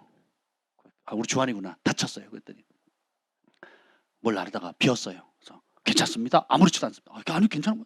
피가 많이 나서 괜찮습니다. 그래서 그리고 엄마한테 가가지고 엄마 너무 아프고 어쩌고 저쩌고 하면서 엄마가 막 다 챙겨 막 병원에 가자 그러고 막 난리를 치고 막 그걸 또 누가 데려가라 해야 되는 거예요. 아빠가 데려가야 되고 아빠가 약을 사줘야 되고 막 이제 그러는 거죠. 평소에 누가 더 우리 아들들을 사랑했는지가 드러나는 거죠. 저랑 얘기하자면 할 얘기 없습니다. 그래요. 그럼 알았어. 자. 그러고 전 잡니다. 엄마랑은 밤새 얘기합니다. 뭐 그 정도면 열매를 아시겠죠, 여러분? 예. 하나님 앞에서나 우리의 신앙도 마찬가지예요. 여러분 진짜 주님을 사랑하면 주님의 말씀을 사랑하게 돼요. 그리고 그 말씀 때문에 기꺼이 대가를 지불하고 그 말씀대로 내 향유를 깨뜨려서 섬기고 희생하는 삶을 사는 겁니다. 예수님이 좀과 녹이 슬고 도둑이 드나는 이 땅의 보물을 쌓아두지 말고 좀도 슬지 않고 녹도 슬지 않는 하나님 나라의 영원한 산에 상급을 쌓아라 그러셨잖아요. 예, 그것을 가장 대놓고, 그 배경이 뭐예요?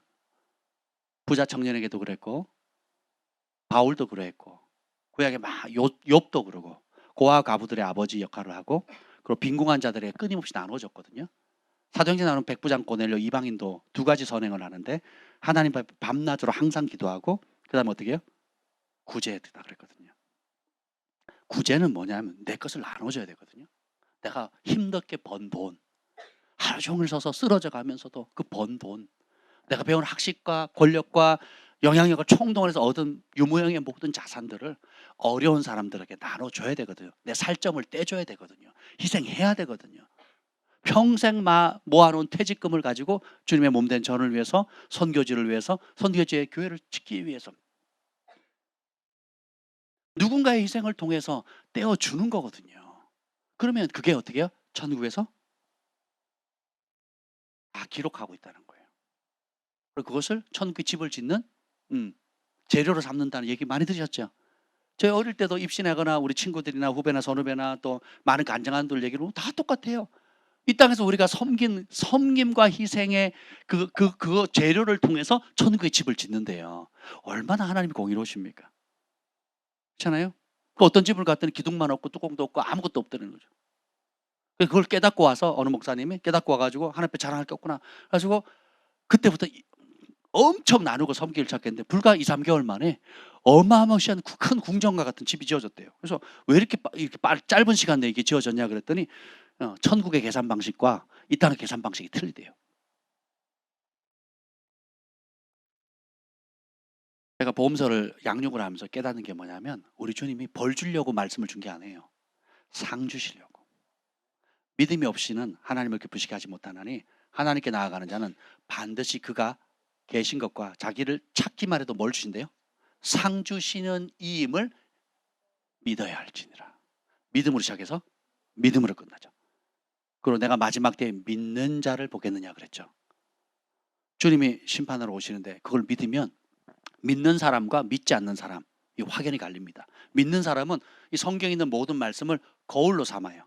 그래서 가짜로 믿는 사람이 되지 말고 진짜 믿는 사람이 돼야 되겠다. 가짜 믿음은 뭐고 진짜 믿음이 뭔지를 볼 수 있는 분별력이 생겨요. 오늘 그걸 보려고 합니다. 그래서 첫 번째로 보여준 게 누구냐 하면 5절입니다. 읽어보겠습니다. 시작. 너희가 본래 모든 사실을 알고 있으나 내가 너희로 다시 생각나게 하고자 하노라. 주께서 백성을 애굽에서 구원하여 내시고 후에 믿지 아니하는 자들을 멸하셨으며. 우리 주님이 어떤 분인 줄 여러분 보셔야 돼요. 이게 되게 무서운 말씀이에요. 주께서 출애굽 시켰잖아요. 430년 만에. 그죠? 출애굽을 시켰죠. 하나님 은혜로 출애굽을 시켰어요. 그리고 구원하셨다 그러죠. 애굽에서 뭐 어떻게 했다고? 구원했대요. 여러분 구원의 의미를 잘 보셔야 돼요. 성경 구약이나 신약의 구원은 우리가 지금 말하는 죽어서 천국 간다 개념이 아니라고요. 병든 사람에게 구원의 의미는 병이 낫는 거고 가난한 사람에게 구원의 의미는 가난이 떠나고 부요가 오는 거예요. 이스라엘에게 구원은 뭐예요? 430년 동안 애굽의 노예살이에서 해방되는 게 구원이에요. 12회를 혈류증을 앓은 여인에게는 구원은 뭐예요? 혈류증이 치유되는 거거든요. 딸아 안심해라 내 믿음이 너를 구원했다 그러거든요. 그리고 딸이 귀신이 들렸던 수로보니게 여인에게는 뭐예요? 내 믿음이 너를 낫게 했다. 평안히 가라. 그러죠. 안심하라 평안. 그러니까 딸이 귀신에서 자유케 되는 게 구원이에요. 다시 말해 사람이 할 수 없는 하늘의 신적인 은혜를 받는 거예요. 하나님만이 줄 수 있는 은혜와 혜택. 430년 동안 노예 생활을 했던 이스라엘의 몇백만 대군이 어떻게 빠져나옵니까? 그 당시 최강국인. 그리고 모든 금은보화를 다 달라는 대로 다 받아가지고. 그게 어떻게 가능하냐고요. 홍해 바다 가는 게 어떻게 가능하냐고요. 하나님만이 베풀 수 있는 은혜거든요. 이게 구원이에요. 아멘. 근데 거기서 끝난 게 혜택은 다 받았는데 그 다음에 뭐 주님께서 그 혜택을 주신 이유가 뭐예요? 구원하여 내신 후에 둘로 갈려진다는 거예요. 믿음으로 반응하는 사람, 믿지 않는 사람. 뭘 믿어요? 하나님과 그분의 말씀을 믿는 삶을 가느냐, 하나님이 아닌 애굽에서 살 때 따라합시다. 내가 주인이다. 첫 번째 믿지 않는 사람들의 본이 출애굽한 이스라엘 백성들이에요. 서원민, 하나님이 택한. 누가 택한? 그리고 이스라엘 백성보다 기적을 많이 경험한 나라가 있어요, 없어요? 없죠. 그 역사 아예 지금 가보세요. 유대인들은 오전 내내 아이들을 뭘 가르치나? 성경 암송만 해요. 성경 구약 창세기, 출애굽기, 레위기, 민수기, 신명기, 모세오경을 오전 시간 내내는 전부 다 그것만 암송시킵니다. 지금도 다른 수업 안 해요. 그냥 오전 내내 성경 암송시키는 성경 암송. 12살이 되기 전에 모세오경을 다 암송해야 되기 때문에 예, 그걸 가르치는 거예요. 학교에 가면 그거부터 합니다. 그거부터. 그리고 역사로 받아들이고 그 기적들, 실존했던 많은 선지자들이 행했던 수많은 기적들을 다 체험했잖아요. 혜택을 받았잖아요. 근데 그 혜택을 받은 다음에 어떻게 해요? 둘로 나누죠. 그 혜택을 이루신 하나님의 방법을 신뢰하느냐, 여전히 내 고집을 갈 거냐. 그래서 한마디로 말하면 따라서 내가 주인이다. 이게 가짜 믿음이라는 거예요.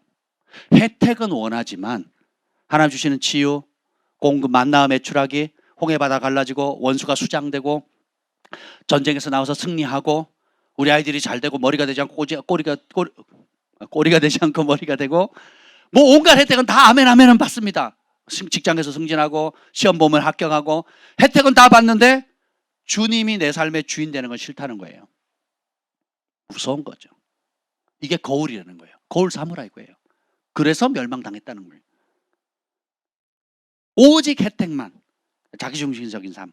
그래서 16절 한번 보죠. 이들의 반응. 내가 주인인 삶에 입에서 나오는 게 뭐가 나오느냐 한번 봅시다. 16절 시작. 이 사람들은 원망하는 자며 불만을 토하는 자며 그 정욕대로 행하는 자라.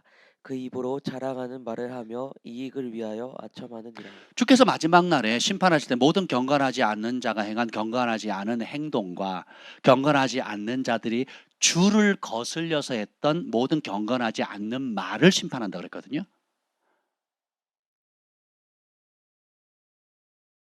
원망, 불만. 이스라엘 백성들이 광야 40년 동안 한 게 뭐예요? 원망, 불평이죠. 원망, 불평의 뿌리가 뭡니까? 내가 주인이다요. 왜 내가 원하는 대로 안 해주냐고. 내 자녀들 굶어 죽게 생겼어요. 내 자녀들이 전쟁에 나가서 죽을까 고아가 될 것 같아. 엄마, 아버지가 나가서 죽고 오면 패하고 나면 과부가 되고 우리 아들, 딸은 광야에서 보호자 없는 불쌍한 사람이 될 거다. 모세, 애굽으로 돌아가자. 안 그래? 그럼 돌로 쳐. 다른 사람 세워서 가자. 계속 그러잖아요. 이걸 반복하죠. 원하는 걸 해주면 해해. 원하는 게 안 되면 돌을 드는 거예요. 입에는 원망과 불평을 하죠. 하나님의 약속의 땅을 보고 10명의 정탐꾼들이 부정적인 보고를 하고 여호수아 갈렙은 긍정적인 보고를 하죠. 똑같이 봤지만 하나님의 약속을 신뢰하는 여호수아 갈렙, 하나님의 약속보다는 현실에 압도되어서 하나님의 능력과 신뢰를 거부하는 선택을 한 지혜로운 사람. 근데 주님이 뭐라고 심판하십니까?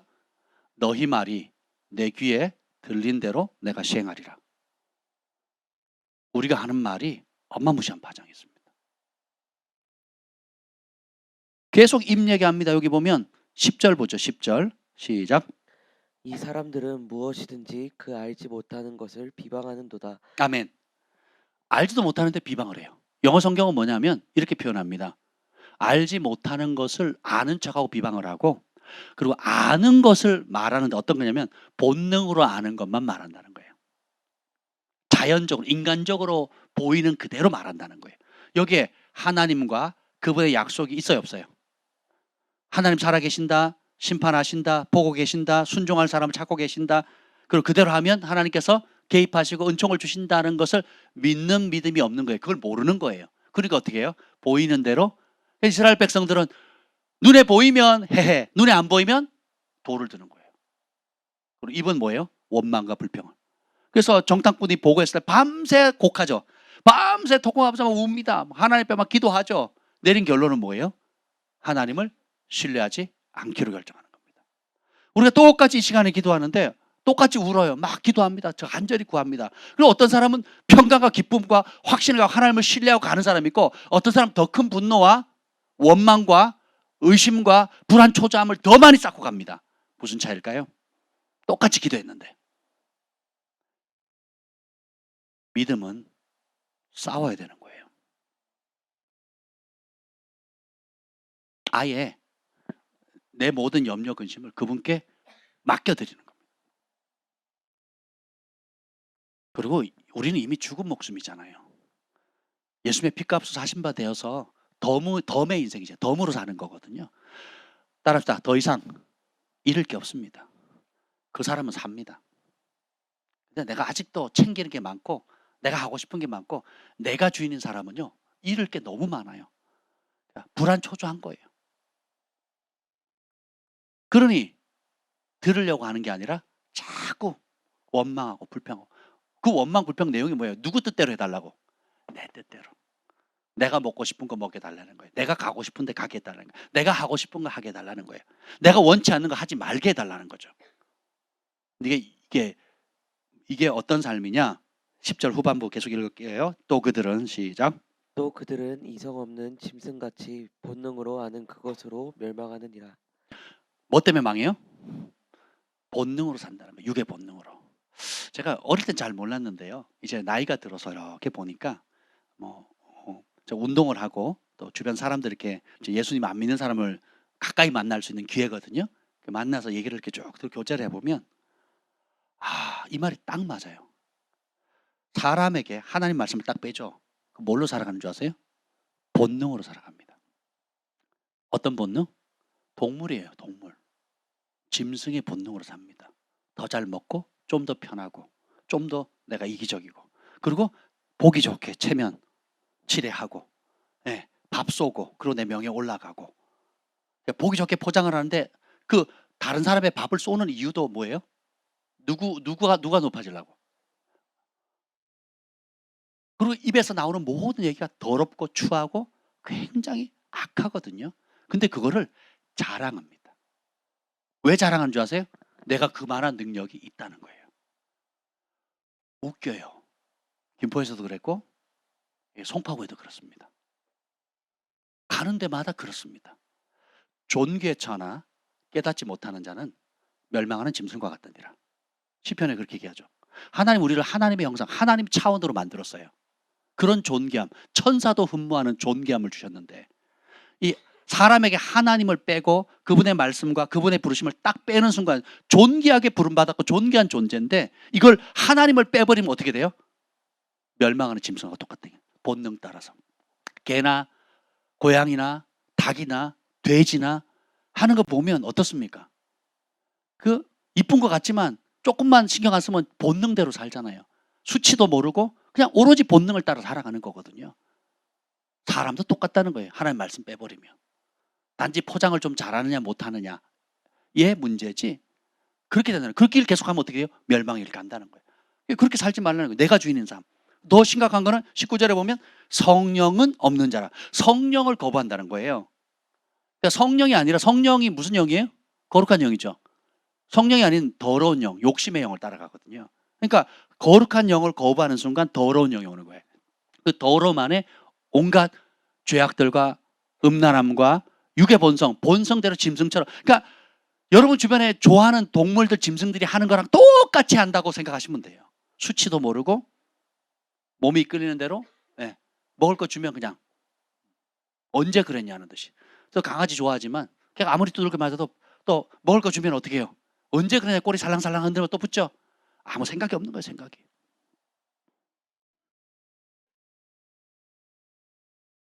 근데 예수 믿는 사람들은 어떻게 살아갈까요? 이걸 거울 삼으면 어떻게 살겠어요? 감사하게 되겠죠. 은혜로 구원받았구나. 여호수아 갈렙이 뭐라고 배갑니까? 하나님 우리와 함께 하신다. 그럼 저들은 우리의 밥이다. 과연 젖과 꿀이 흐르는 땅이다. 아니 홍해를 가르신 분이 여리고성 못 무너뜨리겠냐고. 온 애굽의 그 최강국, 애굽의 군사가 더 군사력이 세요? 가나안의 군사력이 세요? 애굽이 더 세단 말이죠. 애굽의 그 철병거를 다 수장시켰던 하나님이신데 그걸 다 경험했잖아요. 그렇죠? 그리고 자기를 쫓아왔던 수많은 적들이 있었지만 백전백승했잖아요. 그러면 그걸 가지고 믿음을 발휘해야 되잖아요. 신뢰를 더 이상 내가 아니라 스스로 나온 것도 아니잖아요. 누가? 하나님이, 하나님의 사람 모세를 보내서 10가지 재앙을 통해 가지고 그 어마어마한 기적을 줬다면, 여러분 그래서 모든 권능은 회개를 요청합니다. 기적과 권능과 응답과 혜택은요, 우리를, 그런 모든 기적은 회개하라고 주신 거예요. 회개가 눈물 흘리는 게 아니라 그랬어요, 저는. 회개는 뭐예요? 내 생각이 하나님 없이 살았던 내 생각이에요. 하나님 말씀과 기준이 없어서 내 생각을 버리고 이제는 모든 생각을 사로잡아서 예수님의 말씀 앞에 복종시키는 거예요. 생각이 전환이에요. 사고방식이 전환이에요. 인생의 목적도 하나님 말씀 따라. 돈을 쓰는 것도 하나님 말씀 따라. 결혼도 하나님 말씀 따라. 남은 인생의 계획도 하나님 말씀 따라. 모든 게 하나님 말씀 따라 모든 영역이 바뀌어지는 것. 이게 회개예요, 회개. 눈물 흘린다고 회개가 되는 게 아니라고. 눈물 흘리고 똑같이 생각이 안 바뀌면, 말씀을 안 바뀌면 똑같이 그지라고 그 다음날 와서 또 웁니다. 그 10번만 해보세요. 마음이 강팍해지죠. 나는 안 되네. 해도 안 되네. 염치 없네. 그럼 더 강팍해지는 거거든요. 근데 생각이 하나님 말씀으로 바뀌면. 그래서 기적을 행할 때마다 먹을 게 없었는데 만나와 메추리를 떡 공급하면 그 기적을 경험하면 공급자가 누구라는 거예요? 하나님이라는 거예요. 100점 100패 할 수밖에 없는 게임이 안 되는 싸움 가운데 승리를 주시면 전쟁은 여호와께 속한 것이다. 누가 우리의 방패예요? 하나님 우리의 방패시라는 거예요. 어디로 갈지 모르는데 구름기둥 불기둥을 아침 저녁으로 보는 거예요. 그럼 주님이 보호하시고 우리 인생을 누가 이끌어가요? 주님이 이끌어간다는 거예요. 성령의 구름기둥 불기둥이 이끌어가잖아요. 그럼 그걸 모든 기적을 우리가 맛볼 때마다 하나님의 속성으로 내 생각을 바꾸는 거예요. 하나님의, 그래서 내가 스스로 의지하던 것들을 그걸 벗어버리고 하나님께서 약속하신 그분의 이름 안에 담겨져 있는 모든 아름다운 속성을 나의 신뢰로 옮기는 거예요. 그분을 의지하는 겁니다. 그래서 예수님이 화이슬 진저 고라시나 화이슬 베세다요 얘기하죠. 가장 권능을 많이 얘기했는데 회개를 안 했다 그랬거든요. 혜택은 아멘하고 받는데 예수의 말씀으로 따르는 걸 싫어해요. 예수의 말씀으로 자신의 생각을 복종시키는 걸 싫어합니다. 여전히 내가 주인인 거예요. 하나님 주시는 혜택은 어떤 거라도 받겠다. 근데 조건이 하나예요. 내가 여전히 주인이어야 돼요. 내가 원하는 대로, 내 방식대로. 내가 예수님이 내 삶의 주인 되는 게 싫다는 거예요. 그분 말씀 따라서 하는 게 싫다는 거예요. 이러면 회개가 안 된 겁니다. 그러면 어떻게 해요? 후에 믿지 않음으로 멸망당하는 길을 스스로 선택하는 거울 사무라이 거예요. 이게 가짜 믿음이다. 그럼 진짜 믿음은 어떻게 해요? 여호수아 갈렙처럼 이전에 하나님이 그 놀라운 기적을 하신 그분이 말씀하신 그대로다. 과연 젓가락꿀이 흐르고 어떻게 포도송이를 두 사람이 메고 와요. 저희 고모님이 포도원을 하시거든요. 박스 떼기로 가끔 보내셨어요. 보면 포도가 뭐 얼마나 됩니까? 근데 정탐꾼이 가져온 포도는 두 사람이 이렇게 메야 되거든요. 얼마나 풍요로운 땅입니까? 광야에서 만나와 메추라기, 만나만 먹었잖아요. 만나. 이 만나를 먹는 게 만나. 그게 만나. 이 진짜 만나 하면서 그래서 만나가 됐잖아요. 그 만나만 보다가 이 포도를 보니 눈 뒤집어지죠. 게임이 돼요, 안 돼요? 안 되는 거죠. 그러니까 하나님의 약속을 크게 보는 사람, 이게 믿음의 사람이에요. 그러니까 어떻게 해요? 감사, 그리고 입이 불평 원망이 아니라 믿음의 말을 하죠. 주님이 이스라엘 백성이 일어나서 돌로 쳐서 모세를 쳐서 죽이려고 할 때에 하나님의 영광 가운데 개입하시죠. 그리고 너희 말이 내 귀에 들린 대로 내가 시행하리라. 말은 어디서부터 나와요? 마음에 쌓인 것에서 나오거든요. 여러분의 사람들하고 제가 식사를 할 기회가 있거나 대화를 할 기회가 있어요. 어떤 분들은 만나면 은혜 얘기만 합니다. 하나님이 하신 일, 또 하나님의 말씀에 부딪힌 거, 또 기도 제목들. 그래서 모든 주어가 하나님인 사람이 있어요. 근데 그렇지 않은 사람들은 맛있는 음식, 좋은 프로그램, 또 뭐 기타 사업 얘기, 뭐 여러 가지 얘기를 합니다. 그런 얘기 해도 괜찮아요? 그런 얘기 많이 하셔야 돼요. 근데 주어가 나예요, 나. 아니면 주어가 다른 사람이에요. 내가 부러워하는 사람, 혹은 내가 미워하는 사람인 거예요. 이런 사람은 불행합니다. 이런 사람은 은총을 못 받아요. 그리스도인들은 모든 대화의 주제가 주어가 누구예요? 하나님이에요. 하나님, 예수님, 성령님이에요. 그런 사람 복됩니다. 왜요? 부름의 법칙이 있거든요. 내가 하나님을 부르면 하나님 들으세요. 내가 하나님의 이름을 높이면 주님이 기뻐하시죠. 찬양이 뭡니까? 노래가 아니죠. 하나님이 하신 일을 하나님이 하셨다고 하나님께 영광을 돌리고 그분이 이름을 존귀하게 감사합니다. 주님이 하셨습니다. 주님이 개입하신 겁니다. 모든 영광을 주님께 돌립니다 하면 누가 들으세요? 주님이 개입하시는 거예요. 감사로 제사를 드리는 자가 하나님을 영화롭게 한다고 그랬거든요. 그 감사로 찬양을 드리면 찬양 중에 주님이 임하신다 그러죠. 그래서 하나님이 없는, 여러분의 언어에서 하나님이 주어라는 게 빠지면 뭐가 나와요? 불평하죠. 이 인간 때문에 저 인간 때문에, 저 사람 때문에, 나 남편 때문에, 누구 때문에 막 이제 내가 복도 없지 남편도 지지리 그런데 자식 새끼 맞아 막 이런다고 막 응? 하면서 막 하나님만 빼봐요. 어떻게 돼요? 하나님만. 내가 이런 부모 밑에 태어나가지고 내가 하나님만 빼면, 근데 하나님을, 그런 모든 문제 가운데 하나님을 집어넣어 보세요. 하나님을 주어로 바꿔보세요. 어떻게 되는가? 혁명이 일어납니다. 혁명이. 하나님 도우실 거야. 하나님 내 기도를 들으셔. 하나님 내 마음 잘 아시지. 그래, 지금까지도 하나님 지켜주셨는데 앞으로도 하나님께서 인도하실 거야. 하나님이 나의 목자라고 하셨잖아. 내가 너의 지극히 큰 상급이고 너의 방패라고 하셨잖아. 여러분의 언어 습관은 지금 어디로 가 있습니까? 하나님이 주어인 사람의 복이에요. 근데 제가 늘 가까이 하려고 하는 분들은 모든 입의 주어가 하나님입니다. 그래서 만나면 기쁘고, 그리고 유익해요. 더 깊은 영적인 세계와 또 하나님이 각자의 삶 가운데 하셨던 아름다운 일들을 얘기하잖아요. 그리고 내가 지금 직면한 문제, 또 그 사람이 가지고 있는 직면한 문제의 해답이 누가 가지고 있어요? 그 해답에 모든 초점이 맞춘 대화를 하니까 만날 때도 즐겁고, 그 대화 속에서 하나님이 역사하시고, 대화를 맞춰도 남죠. 근데 하나님을 싹 빼보세요. 그럼 뭐예요?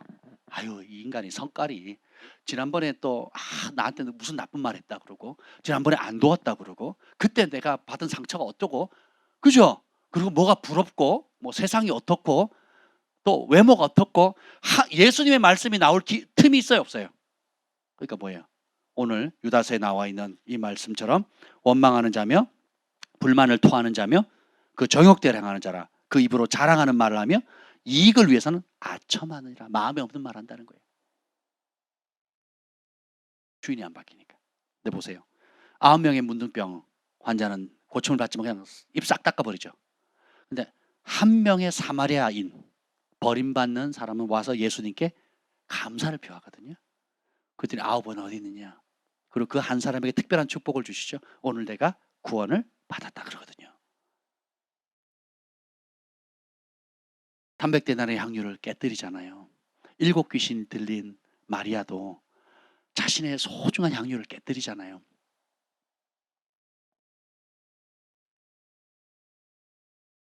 믿음의 또 다른 표현법이 뭐냐면 감사하는 겁니다. 어떤 사람은 매 시간마다 예물을 드리는 사람이 있어요. 그것도 좋은 경건의 습관입니다. 어떤 사람은 입만 열면 감사하다고 얘기하는 사람이 있어요. 제가 우리 선교사님을 정말 존경하고 또 본받는, 정말 도전이 되는 게 뭔지 아세요? 대화를 해보면 우리 지금 와 계신 선교사님 계시는데, 올해 지금 벌써 20년 넘게, 근 30년을 알고 지내는데 벌써 그렇게 됐네요. 입만 열면 감사합니다. 감사할 수 없는 상황에서 끊임없이 감사해요. 한결같습니다. 얼마나 감동되는지 몰라요. 김 목사님의 절친입니다. 절친. 네. 김 목사님 어떤 사람 좋아하는지 알겠죠? 김 목사님하고 절친하고 싶은 분은 감사를 많이 하십시오. 아멘. 감사를 많이 하는 방법은 주어를 바꾸면 돼요. 하나님이, 성령님께서, 예수님께서 라고 주어를 바꾸면 여러분이 눈이 달라집니다. 마음이 달라져요. 태도가 달라져요. 그래서 예수님만이 나의 주인입니다 라고 하는 거. 그러면 감사하는 사람의 특징이 뭐냐면 겸손하거든요. 왜냐하면 겸손한 사람은, 감사하는 사람은 내가 했다가 아니잖아요. 하나님이 하셨다 그러잖아요. 그러니까 겸손해지는 거예요. 교만은 뭐예요? 내가 했다는 거거든요. 그러니까 자랑하는 거거든요. 마음에 안 맞으면 원망과 불평을 하고, 뭔가 잘 되면 내가 했다 그러거든요. 근데 감사하는 사람은 어떻게 해요? 예수님이 주인인 사람은 누가 하셨다는 거예요? 예수님이 하신 거예요. 그거 내가 열심히 했어요. 마땅히 종이 맡은 자에게 구할 것은 충성이라고 그랬잖아요. 마땅히 할 일을 한 것뿐인 거예요. 야, 그러면 주님께서 적은 일에 충성됐으니까 더 큰 일 맡기시고 10고를 다스리라 5고를 다스리라고 상을 예비하신다는 겁니다. 우리 하나님 천재 아니십니까? 공의롭지 않으세요? 야, 주님을 떠나서는 아무것도 안 되도록. 사실 이 믿음의 거울 가짜를 이기는 진짜 믿음의 열쇠가 뭐냐면 하나님을 가장 크게 생각하는 거예요. 하나님을 가장 크게 기뻐하는 겁니다. 여기 보면 경건하지 않는 내용, 경건에 대한 얘기를 많이 하는데 4절에 보면 옛적부터 이 판결을 받기로 미리 기록된 자니 경건하지 아니하여라는 표현을 나옵니다. 그리고 15절에 보면 읽어봅시다. 15절 중요한 말이니까 다시 한번 읽어볼게요. 시작. 이는 무사람을 심판하사 모든 경건하지 않는 자가 경건하지 않게 행한 모든 경건하지 않은 일과 또 경건하지 않는 죄인들이 주를 거슬러 한 모든 완악한 말로 말미암아 그들을 정죄하려 하심이라. 마지막 심판을 좌지우지하는 단어가 뭐예요? 경건이거든요. 경건. 경건은 가들니스라는 표현인데 이 표현이 뭐냐면 이 원어적인 뜻이 뭐냐면 하나님 앞에서라는 거예요. 다르게 표현하면 하나님을 인식하는 삶이라는 거예요. 내가 보든 보이지 않든 늘 하나님이 인식되는 사람은 경건한 사람이에요. 하나님이 하신 말씀, 하나님의 약속, 하나님의 살아계심, 하나님의 부르심, 하나님의 뜻, 하나님이 인식되는 사람은 경건한 사람이에요. 근데 하나님의 인식이 안 되는 사람은 불경건한 사람이에요. 심플하죠. 그래서 오늘 경건하게 살았다는 건 뭐예요? 하나님을 제일 크게 인식하게 산다는 거예요. 그럼 누가 하나님을 크게 인식할까요? 하나님을 사랑하는 사람, 하나님을 기뻐하는 사람이 하나님을 크게 인식합니다. 내가 싫어하는 걸 가까이 할 수가 없어요. 내가 좋아하는 걸 가까이 해야 되거든요. 내가 하나님을 좋아하게 되면, 하나님을 기뻐하게 되면 하나님을 계속 찾게 돼요. 가까이 하게 돼요. 그게 경건입니다. 하나님이 말씀하시는 대로, 하나님 기뻐하시는 대로, 하나님이 약속하신 대로, 하나님의 부르심대로, 하나님의 은혜대로, 하나님의 도우심을 구하며 하나님의 인도하심을 따라 하나님의 방식대로. 이게 경건이에요. 그럼 불경건은 뭐예요? 우리 인생에 하나님을 딱 빼버려요. 내 마음대로, 내 뜻대로, 내가 하고 싶은 대로, 내 감정대로, 내 본능을 따라, 내 욕심을 따라, 내 자식을 위해서, 내 가정을 위해서, 내 남편을 위해서, 내 아내를 위해서 다 나예요. 나. 이게 뭐예요? 불경건입니다. 불경건. 길이 보이십니까? 그러면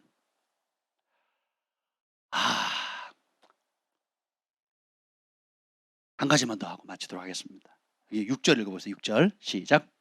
또 자기 지위를 지키지 아니하고 자기 처소를 떠난 천사들을 큰 날의 심판까지 영원한 결박으로 흑암에 가두셨으며. 여러분은 하나님을 얼마나 기뻐하십니까? 시편 37편에 보면 여호와를 기뻐하라. 그리하면 저가 내 마음의 소원을 이루어 주시라. 하고 그 다음에 땅 얘기하잖아요.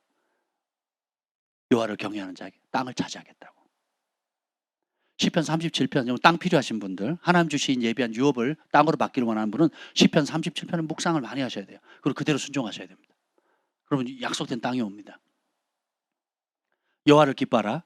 그리하면 저가 내 마음의 소원을 이루어지라. 문제는 우리가 하나님을 기뻐하는 이 분야가 적다는 거예요. 특정한 분야만 기뻐요. 내 기도하면 응답해 주시는 분, 혹은 뭐 여러분 각자 믿음이 자라온 곳에 특정한 분야만 받아들여요. 그런데 어떤 분야는 죽어도 싫어합니다. 예를 들면 고뇌 아래 복종해라. 싫은 거예요. 그건 여호와를 기뻐하는 게 아닙니다. 용서해라. 그 인간을 어떻게, 나 용서 다 했다니까요. 용서한 게 아니라 덮어놓은 거예요. 덮어놓은 거. 아프니까 덮어놓은 거예요. 건들기만 하면 아프니까 그냥 덮어놓은 거예요. 그러면서 자기는 하나님 기뻐한대요. 착각이라니까. 오늘 이게 뭐예요? 거울이라고. 여호와를 기뻐한다는 게 어떤 분이, 어떤 형제님이 와가지고 목사님 여호와를 기뻐한다는 게 뭐예요? 밥 먹다 말고 그런 질문하는 게 정말 좋은 질문이죠. 여호와를 기뻐한다는 두 가지 의미가 있어요. 하나는 뭐냐면 그분의 인격 자체, 존재 자체를 기뻐하는 거예요. 마치 내가 소망이, 온유, 사랑이를 존재 자체를 기뻐하거든요. 얘가 아무것도 안 해도 그냥 내 새끼니까 이뻐요. 예일이가 존재 자체로 이쁜 거예요. 우리 예건이가 존재 자체로 이쁘거든요. 왜 아멘을 안 하세요? 남의 새끼라. 존재 자체로 사랑스럽고 하듯이 하나님, 아니 우리가 부족한 부족한 우리 인간들도 그냥 존재 자체로 귀하게 여기는데 하나님을 우리를 지으신 이 성경에 있는 이 하나님의 인격체이신 우리 형상들, 우리 영의 아버지, 모든 영들의 아버지 그분 자체를 기뻐하는 거. 그러면 그게 너무 주관적이잖아요. 그렇잖아요. 그러면 그것을 어떻게 표현하냐? 그 하나님의 존재 자체를 기뻐한다는 게 뭐냐면 그분이 하시는 말씀을 기뻐한다는 거예요. 왜냐하면 그분의 뜻을 우리가 모르니까. 그러니까 그분이 스스로 자신을 계시해 준 거, 알려주시는 게 뭐예요? 말씀이거든요. 그래서 여러분이 부모님 공경하면 부모님 공경한다 그래서 부모님이 시키는 거 안 합니까? 합니까? 하죠. 부모님 공경한다면 시키는 거 안 하면 공경하는 거예요? 안 하는 거예요?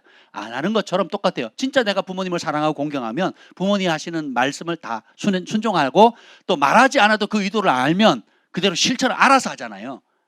그럼 더 큰 효자가 되는 거, 효녀가 되는 거죠. 하나님을 기뻐하는 것도 마찬가지예요. 하나님을 인격체로 알고 그리고 그분의 뜻을 정하면 그분을 기뻐하게 되면 그분이 하시는 모든 말씀을 사랑하게 되고 거기에 목숨을 겁니다. 그리고 그분의 말씀을 쭉 알다 보면 성령께서 도우셔서 내가 일일이 시키지 않아도 그분의 뜻과 계획 가운데 하나님 기뻐하는 것, 기뻐하지 않는 것을 알게 돼요. 싫어하는 거 안 하게 되고 주님이 미워하는 거 내가 여호와를 경외하는 것은 악을 미워하는 거라고 그랬죠. 주님이 미워하는 거 나도 미워하게 되고 주님이 사랑하게 돼서 스스로 하게 되는 거거든요. 하나님을 가장 크게 기뻐하는 거. 그러면 하나님의 길을 기뻐하는 거예요. 여러분이 우리가 다 주님을 기뻐하고 사랑한다, 사랑하기 때문에 이 자리에 있는 거죠. 근데 거울처럼 자신을 보셔야 돼요. 여러분 주님을 가장 기뻐하십니까? 그럼 주님이 싫어하는 것도 싫어야 되거든요. 용서를 어느 차원에 해야 돼요? 주님의 말씀. 내가 너희를 용서한 것처럼 너희도 용서하라 그랬거든요. 예수님이 용서한 수준으로 우리를 용서하래요. 그 수준으로 하신 분만 하면 갈 길이 멀죠. 제가 양육하다 그 얘기를 했어요. 제가 우리 아버지를 위해서 3년이 뭐예요? 3년을 매일 울었어요. 매일. 아버지를 놓고. 바켓으로 울었다 할 정도로 하는 그런 마음을 주셨어요. 진짜 주님의 마음으로. 3년을 울었거든요. 매일 눈물 고무게 어떤 때는 막 3시간 울어가지고 눈이 부어가지고 눈이 딱 붙어가지고 안 떨어질 정도로 그렇게 울었단 말이에요. 그리고 그 이후로도 10년 하고서도 10년 울었거든요. 그리고 하와이 DTS 가서 예수한 DTS 가서 거기서 일주일 동안 내적 치료하고 또 내적 상담을 받고 막 엄청나도 자유를 누렸거든요. 그렇게 지낸 게 30년이 넘습니다. 30년이 넘는데도요 갈 길이 멀어요 아직도. 예수님 차원으로 용서했느냐? 퀘스천입니다. 여러분이 그렇게 눈물 흘려보셨습니까? 그렇게 전문 상담가들에게 치료를 받아보셨습니까? 그런 차원으로 여러분이 깊이 있게 금식하면서 산에서 기도원에 가서 토굴에 들어가서 그 한 영혼을 불쌍히 여기고 또 용서하고 그 문제를 씨름하기 위해서 그 정도까지 해보셨습니까? 한 30년 씨름해 보셨어요? 여러분 한번 생각을 해보세요. 생각을. 우리가 내가 너희를 용서한 것처럼 너희도 서로 용서하라고 하신 그 말씀, 주님을 사랑하면 그 자리로 가는 겁니다. 우리 힘으로 갈 수 없기 때문에 주님의 긍휼을 구하고 첫째는 내가 인정을 해야 돼. 인식을 해야 돼요. 인정을 해야 마음을 열거든요. 어떤 분이 그 얘기 하시더라고요. 제가 용서 다 한 줄 알았는데 말씀을 암송하다 마태복음 5장, 6장을 암송하다 보니까 내가 그 차원으로 들어가지 못했다는 걸 깨닫게 해주셨다고. 그래서 그걸 씨름한 얼굴이 달라졌더라고요. 얼굴이 막 광채가 나더라고요. 그래서 무슨 좋은 일이냐 그랬더니 마태복음 6장에 용서라는 그 말씀이 부딪혀가지고 한 주 내내 씨름하다가 결국은 그걸 놓고 기도하는데 내가 피상적으로 용서했구나. 용서한 게 아니라 덮었구나 라는 사실을 인식하면서 씨름하는데 막 자유가 풀어진다는 거예요. 여러분 진짜 용서했는지 안 했는지 어떻게 나타나는 줄 아세요? 입술로 아멘 한다고 용서가 되는 게 아닙니다. 진짜 용서하면 어떻게 되는 줄 아세요? 온유해집니다. 그리고 그걸 뭐라 그러죠? 기가 세다가 아니고 그 뭐지? 강한 사람 있잖아요. 그걸 뭐라 그러죠? 강성이 녹아져요. 왜 강해지는 줄 아세요? 용서가 안 되니까 이 쓴뿌리가 있어서 이기려고 하는, 그리고 증명해 보려고 하는, 혹은 내가 어떻게든 복수하려는 마음이 있거든요. 긍정적이든 부정적이든. 그러니까 강해질 수밖에 없는 거예요. 눈에는 눈, 이에는 이, 강해지거든요. 근데 용서의 문제가 딱 해결되면 어떻게 돼요? 내가 강해질 필요가 없어요. 하나님은 아시는데. 원수 갚는 것은 니네가 하는 게 아니다. 내가 한다. 그럼 어떻게 해요? 부드러워지는 거예요. 그럼 그걸 내가 부드러워졌지요는 의미가 없어요. 누가 인정해야 돼요? 아내는 남편이, 남편은 아내가, 부모는 자식이, 자식은 부모가, 교회는 성도들끼리 보면 알아요. 아니 그 말씀 하나 씨름했다고 얼굴이 달라지는 걸 제가 한 주 만에 그냥 알아보는데 무슨 좋은 일이 있었냐고. 그랬더니 진짜 막 자유 있잖아요. 용서하니까. 용서하면 누가 제일 먼저 복을 받아요?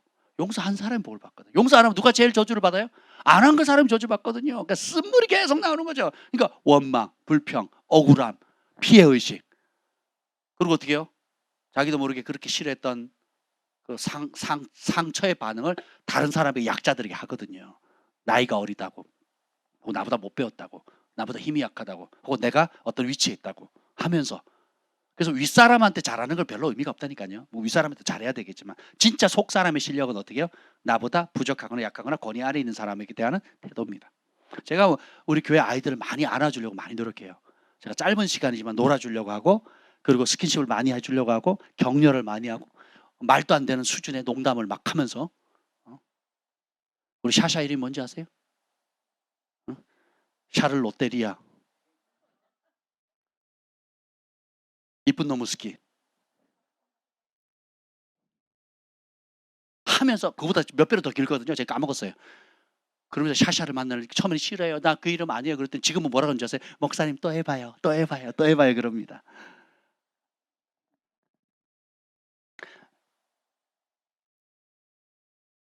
엄한 아버지가 부드러운 아버지가 되고, 강성인 사람들이 온유해집니다.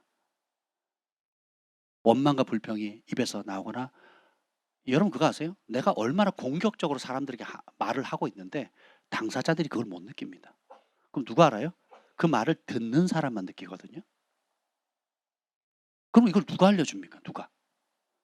감히 그 당사자에게 얘기할 사람이 있겠어요? 그러면 더 큰 화살이 날아오는데. 그렇지 않겠어요?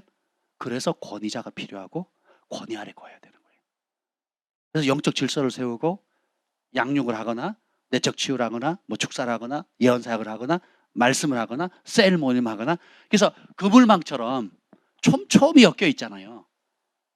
왜냐하면 대놓고 단번에 하면 서로 아프잖아요. 그러니까 지혜롭게 서로가 거울이 되는 거예요. 서로가 좋은 본보기가 되는 거예요. 그러면 영적 질서 안에서 권위가 세워져서 요렇게 배우세요, 요렇게 하세요 하면 그 권위 아래 거하세요. 들으세요. 그리고 그걸 소중히 여기세요.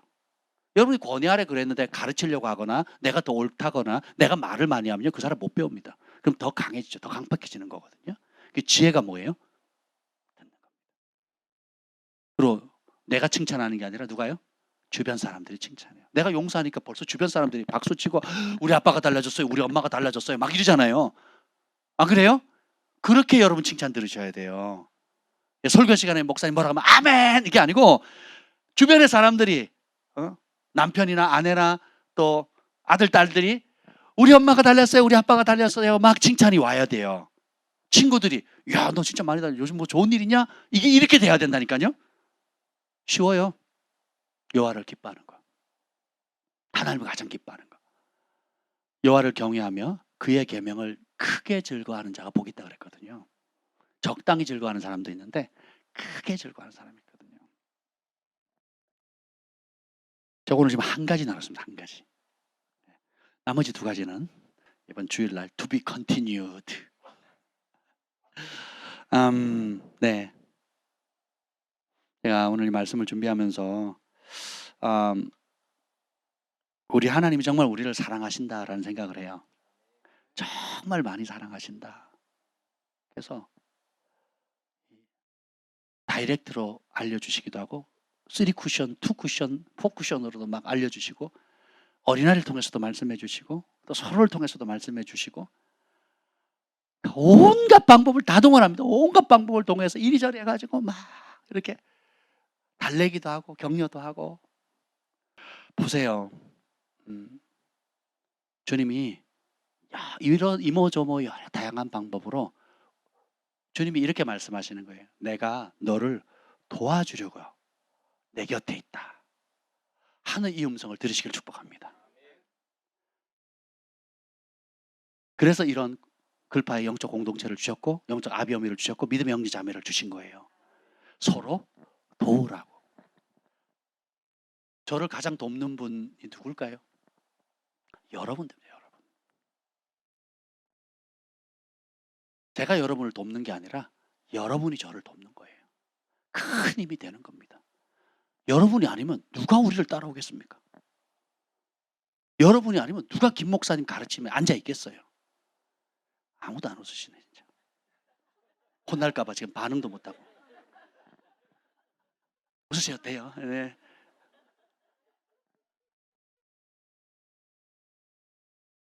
이 가르침에 이해가 되거나 이해되지 않을 때도 많지만 믿고 신뢰하고 묵묵히 그 자리를 지키고 믿음의 선한 싸움을 함께 싸워갈 수 있다는 믿음의 가족들 동역자가 있다는 게 얼마나 큰 힘인데요.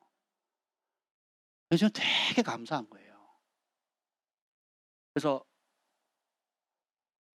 입에 맞는 단 음식만 삼키는 게 아니고 남들이 잘 주지도 않는 쓴물, 쓴맛이 나는 여러 가지 것들을 줘도 여러분들이 그걸 감내하면서 마치 그 귀신 들린 딸을 들은 수로보니게 여인의 어머니처럼 자녀들의 양식을 개에게 줄 수 없다 하는 대우를 받을지라도 맞습니다. 내가 주인의 개라 할지라도 주인의 상에 떨어진 그 자식들이 먹다 남은 그 양식 부스러기라도 내가 필요합니다. 라는 마음으로 여러분들이 계시는 분이 꽤 있거든요. 얼마나 귀합니까? 그렇잖아요. 제가 주일날 말씀드리겠지만 주님이 우리가 잘할 때만 도와주시는 분이 아니라고요. 오히려 우리가 가장 약할 때, 못할 때, 하고 싶어도 할 수가 없는 무기력에 빠졌을 때, 그 늪에서 도저히 헤어날 수 없을 때조차도 주님의 사랑은 모든 에너지와 관심이 내가 잘할 때보다 수십 배, 수백 배 더 큰 관심을 가지고 계신다는 거예요. 제가 오늘 그걸 나누고 싶은데 시간이 없어서 못 나누지만 여러분 그런 하나님의 마음, 아버지의 마음을 취하시길 축복합니다. 가장 좋은 아버지시거든요. 주일 말씀을 기대하시길 바랍니다. 아멘. 그래서 우리가 이런 모든 일들을 거울 삼아서 가짜 믿음을 파악하고 그 가짜를 이기는 진짜 믿음을 발휘하는 저희들 모두가 되었으면 좋겠습니다. 두 손을 높이 듭시다. 들고 우리가 한 목소리로 주의 이름을 부르시면서 하나님, 내가 주인이 아닌 삶, 예수님만이 주인인 삶, 하나님을 내가 얼마나 무엇을 가장 기뻐하는가, 무엇을 가장 즐거워하는가, 하나님을 가장 기뻐하고 하나님을 가장 즐거워하는 삶 살게 하여 주옵소서. 내 안에 가짜들이 드러나게 하시고 진짜 주님을 사랑하며 의지하는 그 길로 달려가게 하여 주옵소서. 나를 도우신 주님을 신뢰합니다. 우리 함께 기도합니다.